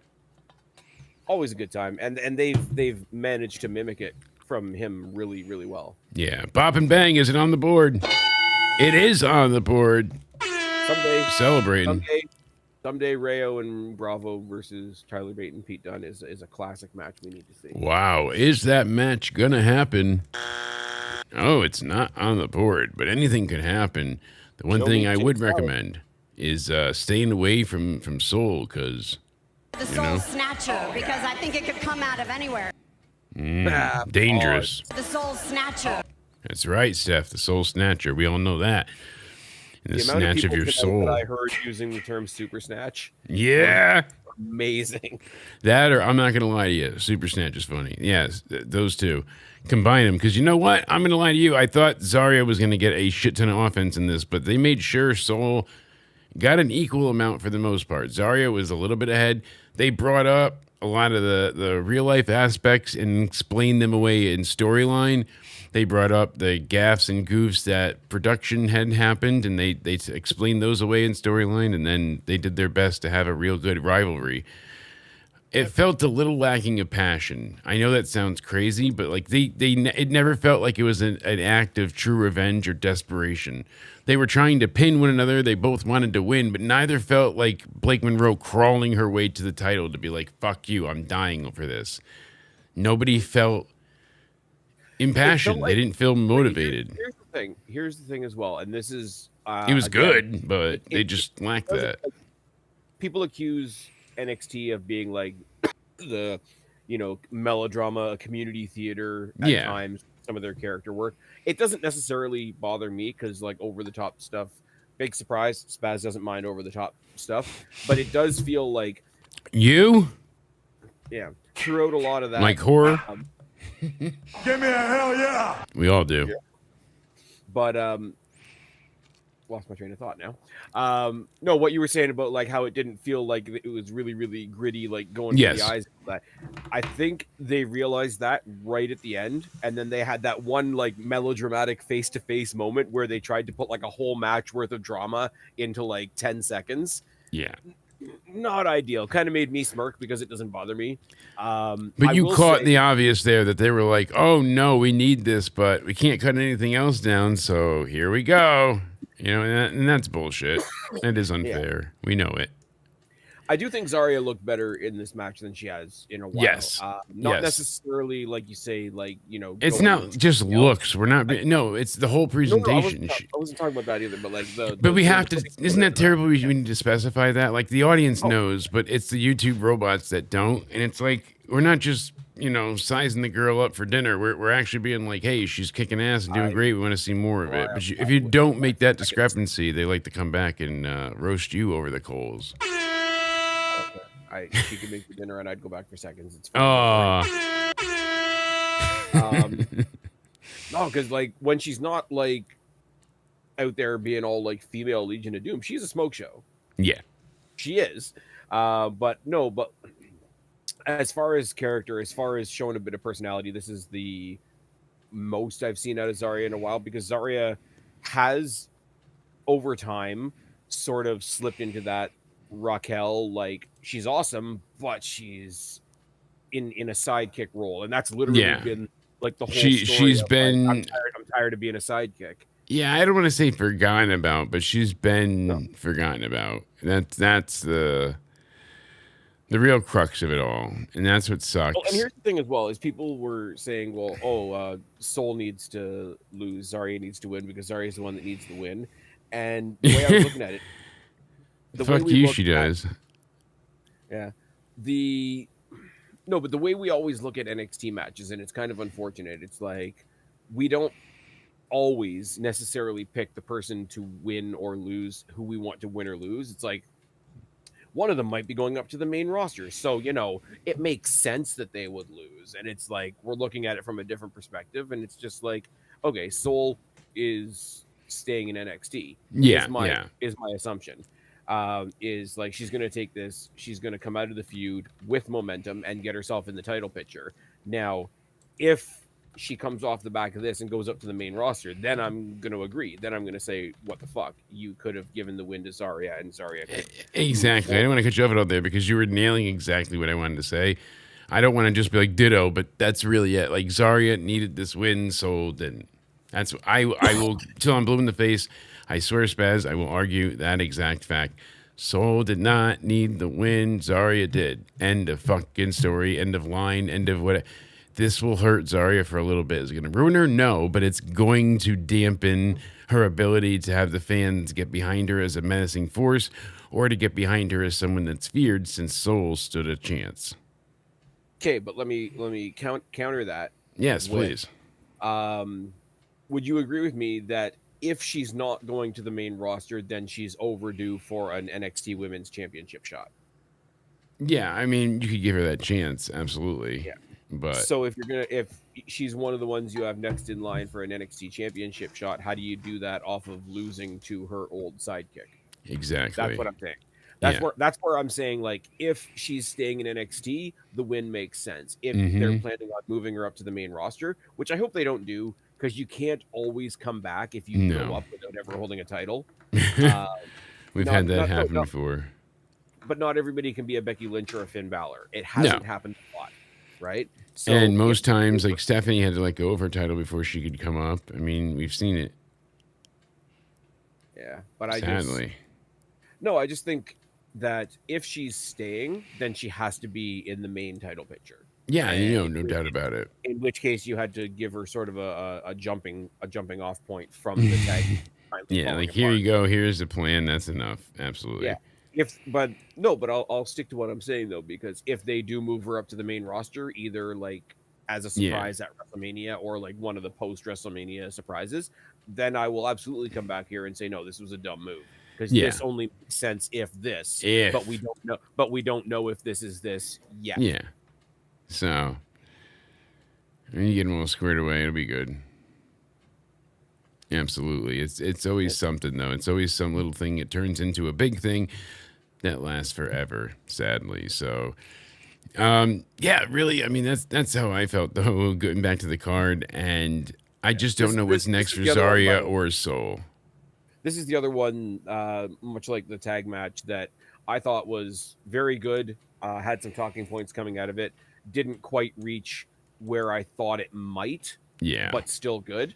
And to just have in a card that I thought overall was great, to have the two matches that were just good back to back kind of made it feel like a little bit of a lull to me. Yeah. Kind of like a weekly, NXT show. Yeah. No, if these matches were on a weekly episode of NXT, like a weekly special is what I'm trying to say. You know what I mean? Like when they do like a roadblock or something, like, but still on CW, that's what it felt like to me.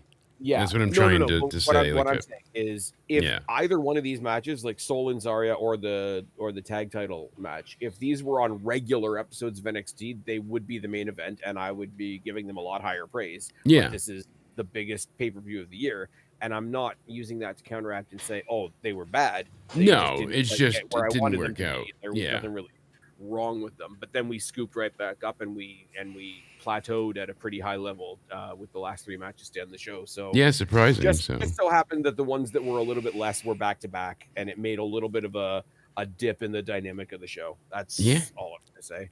Myles Borne taking on Johnny Wrestling. Johnny Gargano came up due to the help of Candice LeRae. She gets him into ring shape, basically. He gets out there, and he starts to challenge the old NXT foe, and damn, is he good at it. It's a lot of fun to see.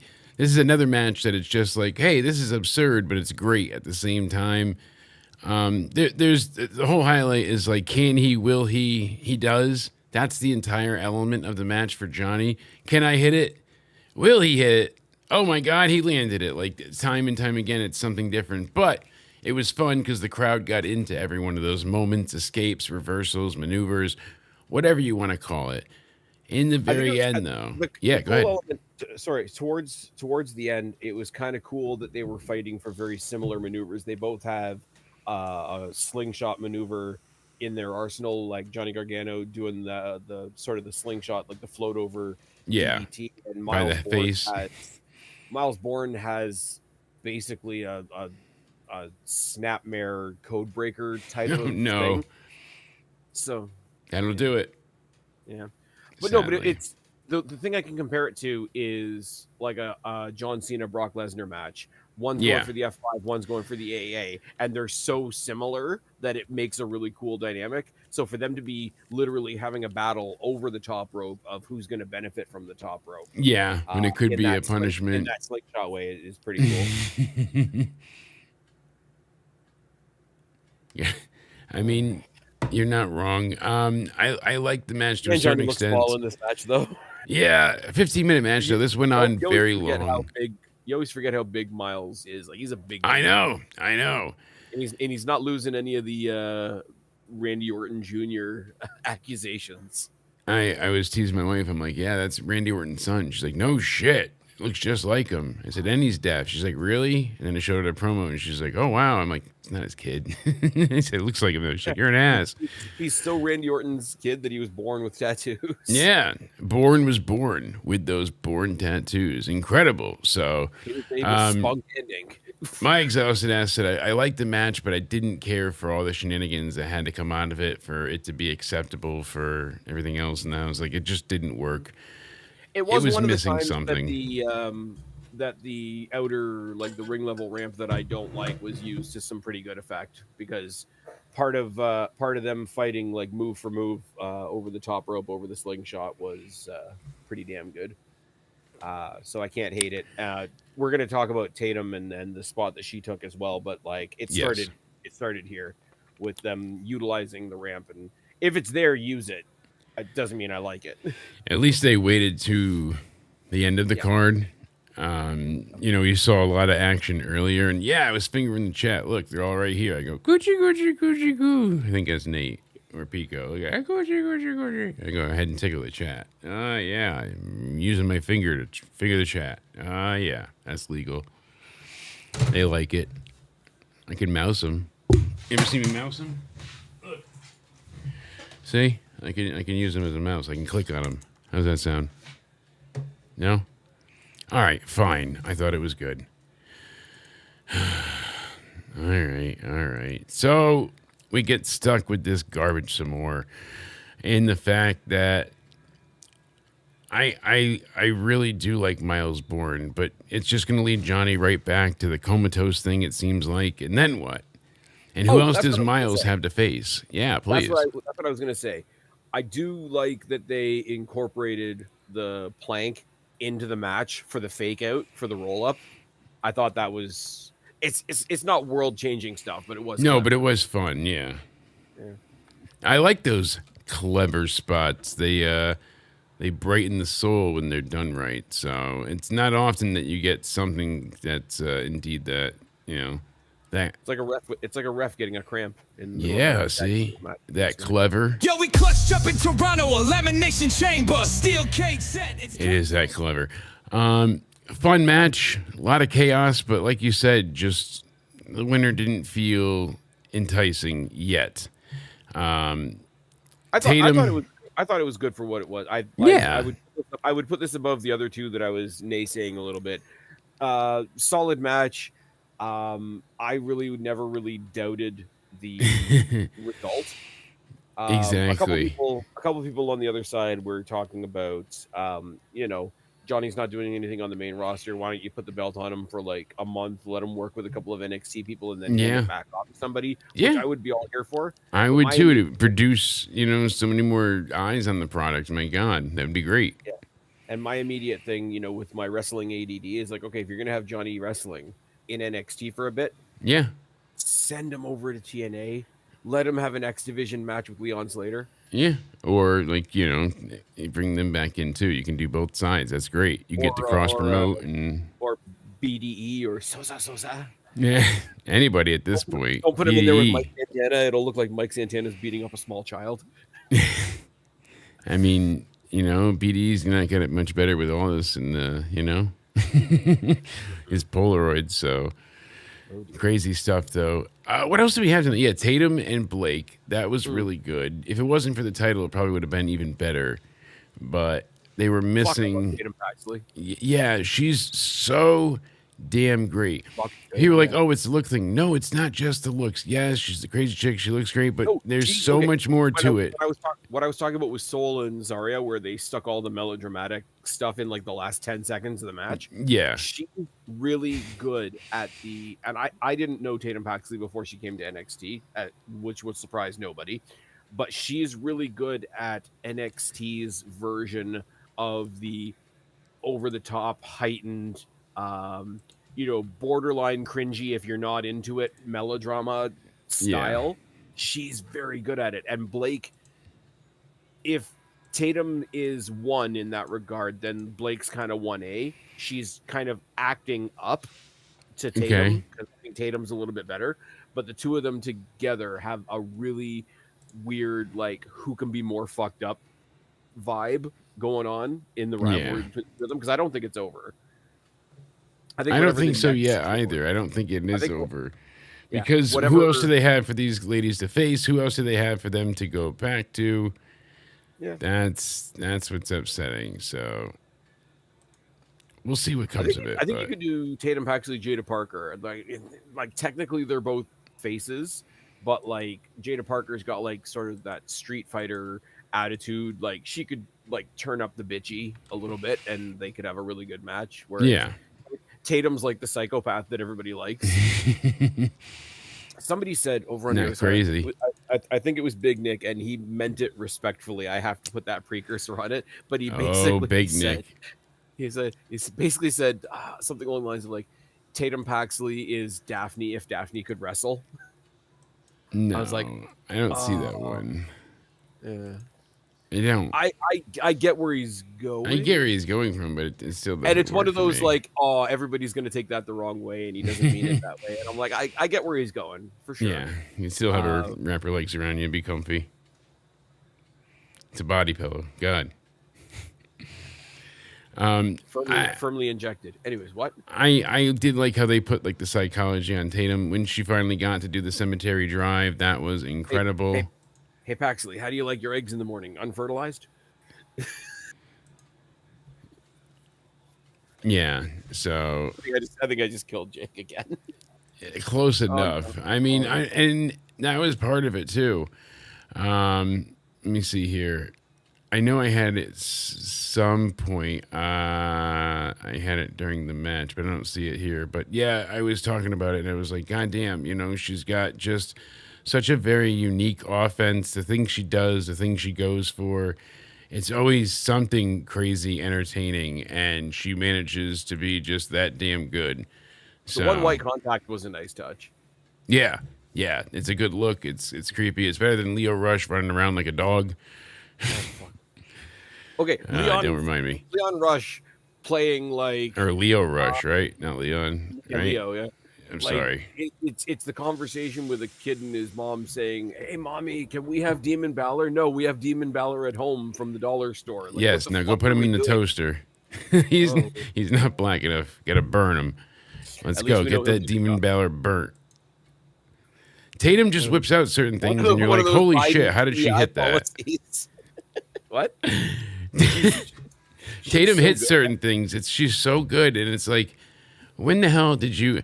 Her selling her shoulder, that was a great moment, because even I was like, fuck, did she actually hurt it? No, she told the ref she's okay. That was really cool. And then she gets hit with the sling blade, and all of a sudden Tatum comes right back up with a super kick. And I'm like, holy shit, they're trading stomps. They're doing like this crazy smile off. And finally, Tatum gets up and hits a big enziguri, and I'm like, yes, and Tatum hits her with a fucking superplex, and then she superplex her fucking again off the mat, And then the third time, she did that sit-out powerbomb that I was talking about. Holy fuck. What a maneuver. What a spot. What a spectacle. 10 out of 10 for that moment. That was incredible. Huge ass hard landing superplex. You heard how hard they crashed into the mat. Then you're not talking about what I'm talking about. I'm talking about the roll through sunset powerbomb to the floor. No, I'm talking about when they were in the ring and she does the superplex out of the corner, then rolls over literally on top of her, goes over Blake's body, and then lifts her up for another suplex. And then the third suplex, she ends up turning it into like a sit-out powerbomb. Was fucking incredibly well done. Oh, it was phenomenal. I just like... Yeah, your spot being outside, I guess what you're saying now. Yeah, that was great. And she never disappoints. That's the thing. Because it wasn't like normally, like, if you can imagine back in the day when somebody like a Kurt Angle would do it, like, roll through, okay, now I'm on the apron. Okay, now I grab you. Okay, now I take it through again. The fact that it was sideways coming across, and I'm doing hand signals like anybody can see what I'm doing, but like running along the apron, and they went off on an angle, and then they both kind of free fell, and they both hit the ground with a splat. And you take something I don't want to say simple because we're not wrestlers, we don't take bumps, but something in the grand scheme of things relatively simple like a sunset bomb, and it's gonna hurt. You're throwing your opponent's head and your own tailbone at the ground. Yeah, exactly. I mean, can't we just turn WrestleMania into that sport where the guys just go and run head first at each other till somebody's knocked unconscious? It's a very popular thing. Drew and Jacob. Oh, we're going to be cut off.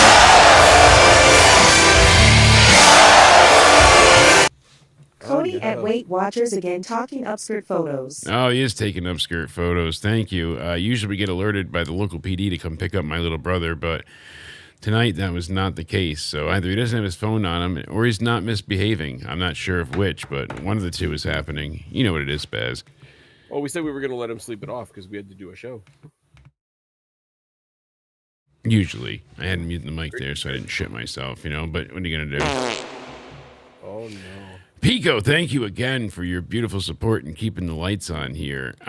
This match was fucking awesome. It was damn good. Got me pumped up. They hit each other hard, very hard. Harder than Michelle. Yeah, a lot harder. God. It was a lot of fun. Before I had to start selling the blue. Harder than me off Blue Chew. Yeah, Taker. We know. You poke me when you walk by, saying excuse me. It's not impressive. Not great. Not fantastic. Do you want to see it? See what? The Blue Chew. That's what he calls his dick now, the Blue Chew Monster. It's like Cookie Monster, but it craves pussy. Very, very gross. And you're not supposed to chew it. No. What does it crave? It craves... Ew. All right. No one needs to know that. So, but thank you, Pico. Yeah, Cody's at Weight Watchers. He's like, how are you connected? And I'm like, because Spaz is here in the same room with me, and we use telepathy powers to hook up. Just like when I didn't have internet the other day, but I had Isaiah in the house, and I'm like, get over here. You're going to be my Cody. It worked. Get over here. Yeah, and Scorpion was involved. I mean, we've got more Pyro Wrestling Live coming. That's not my tail. Anyways, what? It's not, but Pyro Wrestling Live has been on its hair. The latest episode, the audio was terrible. It was all set up before we started. Right as we started, it reset, and I'm like, I think it's fine. Should be good. Tested one thing. It was okay, and we're drowned out entirely. But it was a funny episode. Put in the subtitles. You'll get through it. And this upcoming week will be much better because it'll be live as well. We've got some fun announcements, tricks up our sleeve. I'm going to sleep tonight or eventually. Yeah. So go ahead and check us out by giving us a subscribe or follow in the description box down below. All the friends of the channel, Spaz included, as well as Cody and Liz and so many more. So thank you all for hanging out with us. This is a damn good moment. They're all backstage with Dark State, and that's when, we didn't talk about this. No. So Myles Borne getting attacked by Deion Lennox. Yes. Because that led to this segment. Deion Lennox Yeah. randomly like smokes the fuck out of Myles Borne there, and it's kind of really unfair because like who's easier to sneak up on? Yeah, no kidding. Joe Hendry can teleport, so it's one of the two. I was making You gotta little, choose your battles and pick them. You know, you gotta go ahead I was and making watch the which little one's like which. survey polls on the pay-per-view day hangout, which is still going on. So I'm here and my hangout is still over there somewhere. But I Hey, started that's putting all you up need. just like started putting up like funny names for people. Yes. So for the North American Championship match, it's like who's gonna win the match, Johnny Gargs or Def Leppard? I tell you who's gonna And I win. just feel The one that like- has 9 arms and sucks. Jeremy, Yes, Drew. chiming Please follow in. me if you see me in public. I may or may not be wearing pants. It's no, celebration. No need here. I see it. I'm gonna be like Jon Snow and go piss off the wall. I see it. It says Jeremy chiming in. We'll see. It's going to alert me in a second. As soon as we start talking, right? Follow Spaz if you see him in public. That is a great message. It should play. We'll figure out if it doesn't and play it again. But my goodness, thank you all for the crazy support tonight. I'm sure it's going to come across in a second, and we'll be like, hey, you do. You Best do. donations. They're fantastic. Very much. I But would never again, say that, thank but you they tell me. so very much to Jer for that one. Pico before. We've had everybody chiming in tonight. We gave away some lovely memberships. Jeremy chimed in. So did Paul earlier on. Pico's got a Jeremy good again. question. Yes. Pico's got a good question. Yes. Who's the North American champion? Ooh. I thought it was Omos. Oh no. I thought, anyways. I'm not positive, but I thought Omos was holding that until Big E gets back.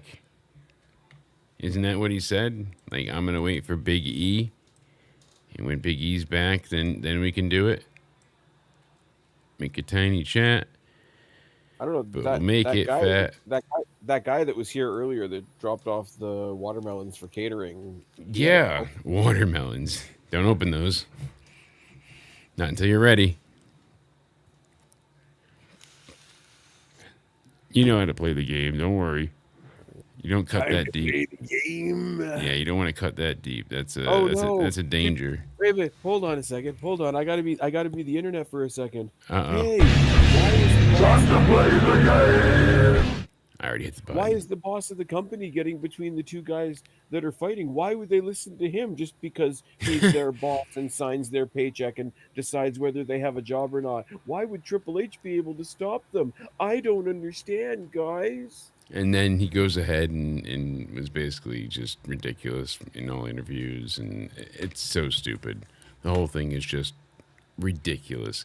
Waste of money, waste of time, waste of effort. It's true. I'm saying not that they shouldn't get in trouble, but that it's going to take this long, be in trial this long, go through all these hoodles and herps and all that is what I call it. Right? Hoodles and herps. Yep. It's all that bullshit. I'm burnt out on the justice system and how long it takes to get any conviction. I don't understand. I can't fathom why it takes 8 to 10 years to put it. You know, I know there's a lot of discovery and things you have to get in line, but 8 years worth, 10 years worth plus at times. Come on. That's just pure insanity. Of course, we have the main event as well. That was the last of the evening. And Joe Hendry, Ethan Page, Tony D, and Ricky Saints. Loving the lineup. Loving it from head to toe. You know, I was Richard, excited. Ethan, Jonathan, and Anthony. Yes. Hey, Tony, how you doing?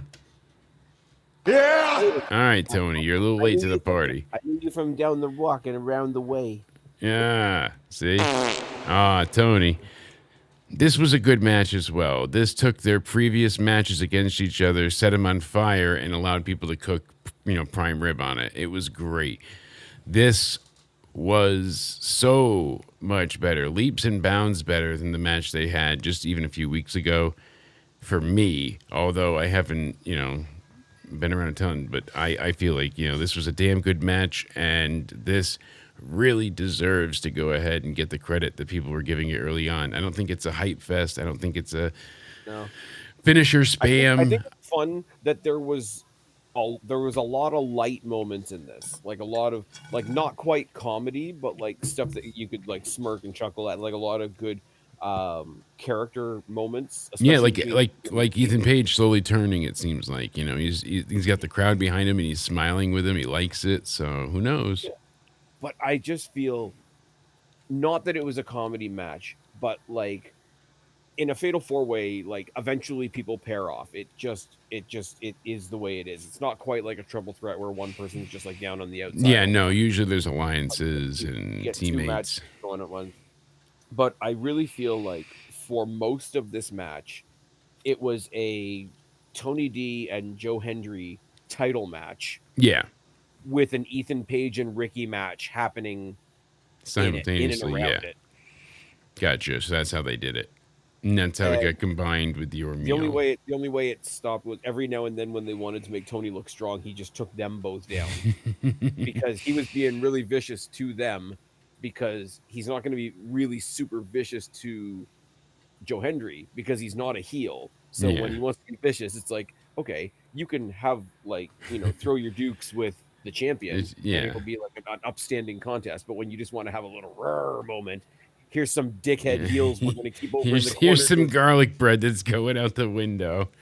Oh, I love it. Here's some garlic bread to go with your pizza pie. Here we go. These are the stale pieces. I want to poke your eye out.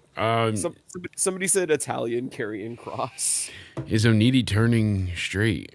Could be. I mean, that's a hell of a task for even our advanced laboratory. We're gonna have to tune in. I'm just glad that Spaz is doing better. I mean, we saw two weeks ago on Pyro Wrestling Live, poor Spaz got attacked by Ghostface. You were trying to get a voicemail in the back, and I was like, I don't know how much of a good idea that is. And you're like, don't worry about it. It's fine. I've done it before.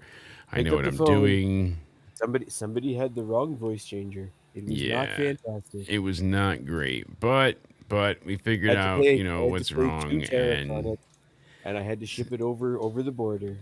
Huge. Since then, you've been healing, and you look good. The scars are healed, and it's a big hospital bill, but we started a fund go now for you, and we haven't checked it out in a while, but you've got about 90 cents. That's great. And the fees are about $18,000, so you got to pay those too. But I mean, look, the bruises are healing. You look good. See, you're not all unconscious and not speaking. That was bad. Now you're up. You're good. See, power of positivity in modern medicine. The YWC got really happy at the idea of me not speaking. Sorry to. They did. I mean, your throat was slit like 16 times. Whoever did this hated you. I mean, that's a guarantee. They tried to eviscerate you. They tied you up with your own bowels. So. And even with that, I still haven't had as many things done to my throat as Sasha Banks does. Next thing you know, the police are like, we can't get any DNA off the hair. It's just a purple strand. No one knows what it's doing, but we know it's the killer's hair. We just can't figure out why we can't find it. And you're like, son of a bitch. Wait a minute. It's a purple wig. I knew it. Did somebody leave a short and curly on the Coke can? The carpet doesn't match the drapes. Somebody get me out of here. This main event, I would give a high set of stars, probably like an 8-2. Okay. They were excellent at crafting and weaving so many different small but important stories throughout the match.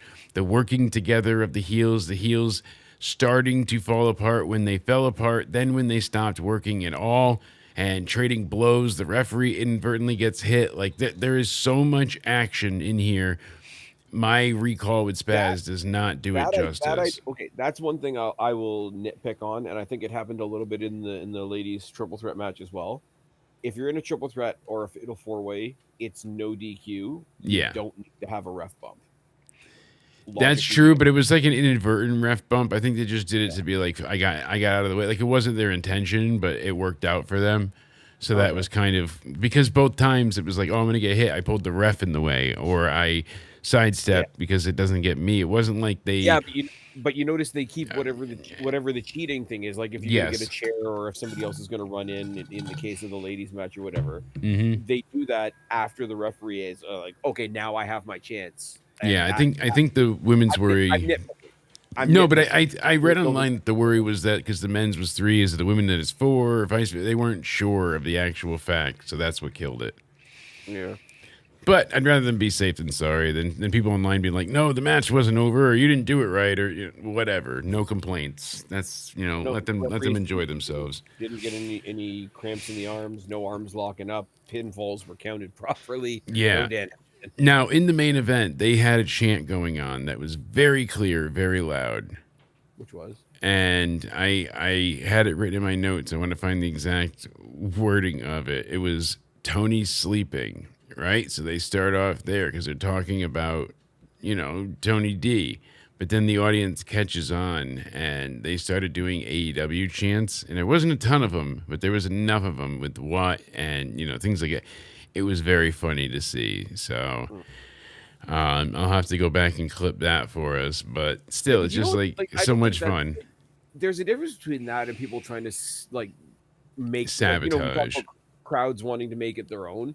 If there's a little bit of a thing, like we're talking about, like throughout the pod tonight, like we're talking about the tropes with a triple threat of like, oh, it's 2 people fighting and one person kind of rests on the outside, and then if you're there, you say, oh, that guy's definitely doing that. Tony's sleeping, because we're in that era where we're in on the joke, right? Yeah.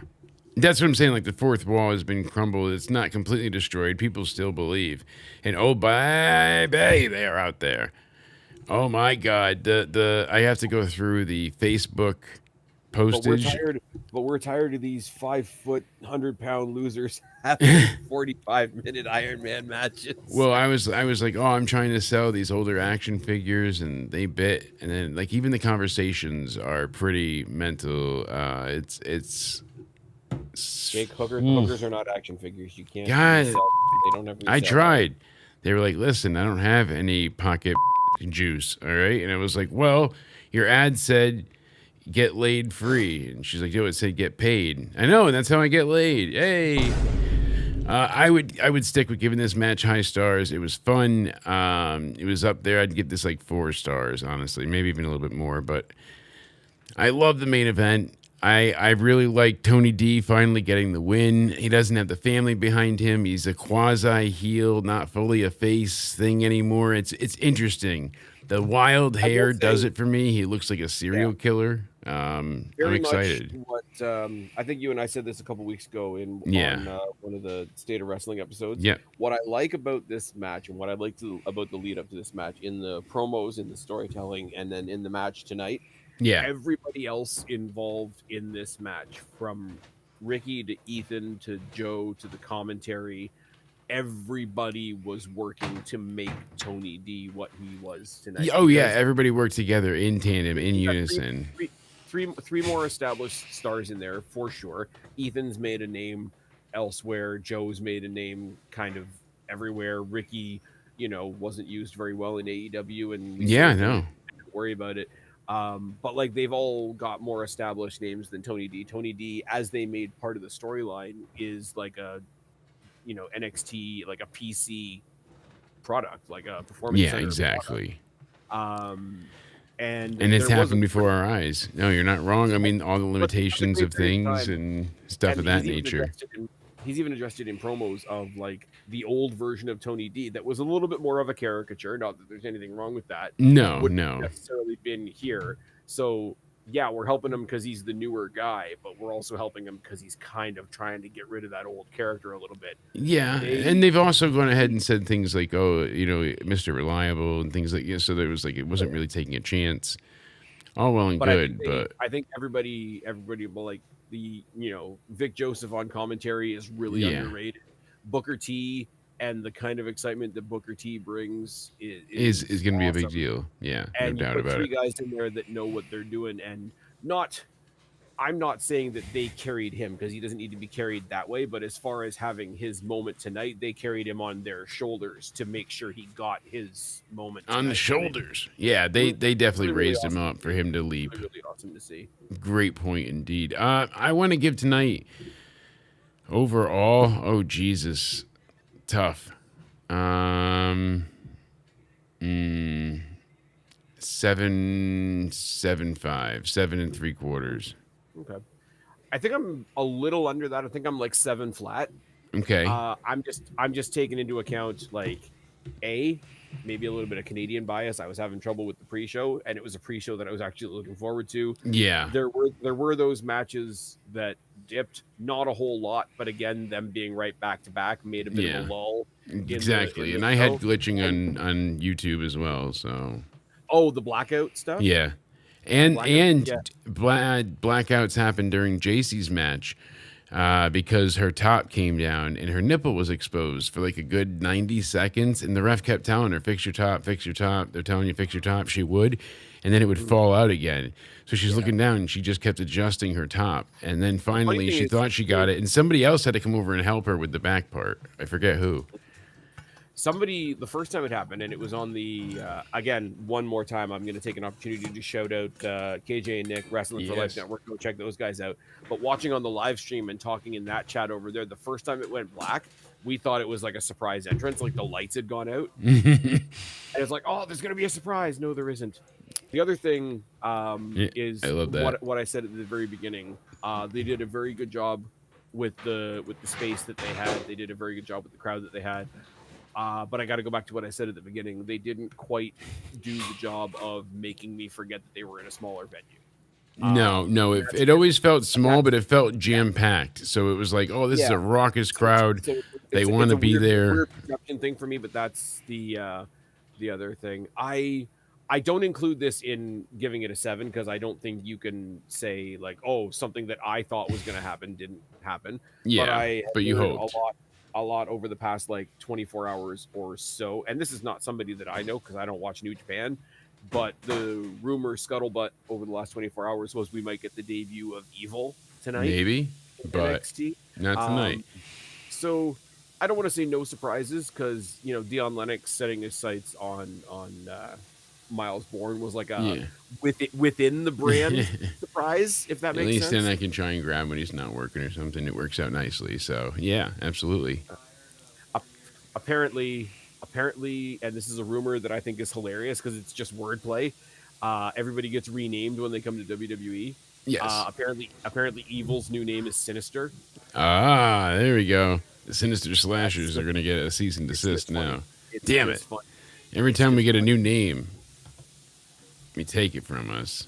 Every time. There we go. Better late than never. I got to figure out why this stream deck is so delayed. Because that's annoying. 7.25 for us then. So 7.25. Let us know in the chat and description box down below what you all thought of NXT Stand and Deliver. Oi, oi, oi. The WrestleMania weekend show that no longer is in WrestleMania.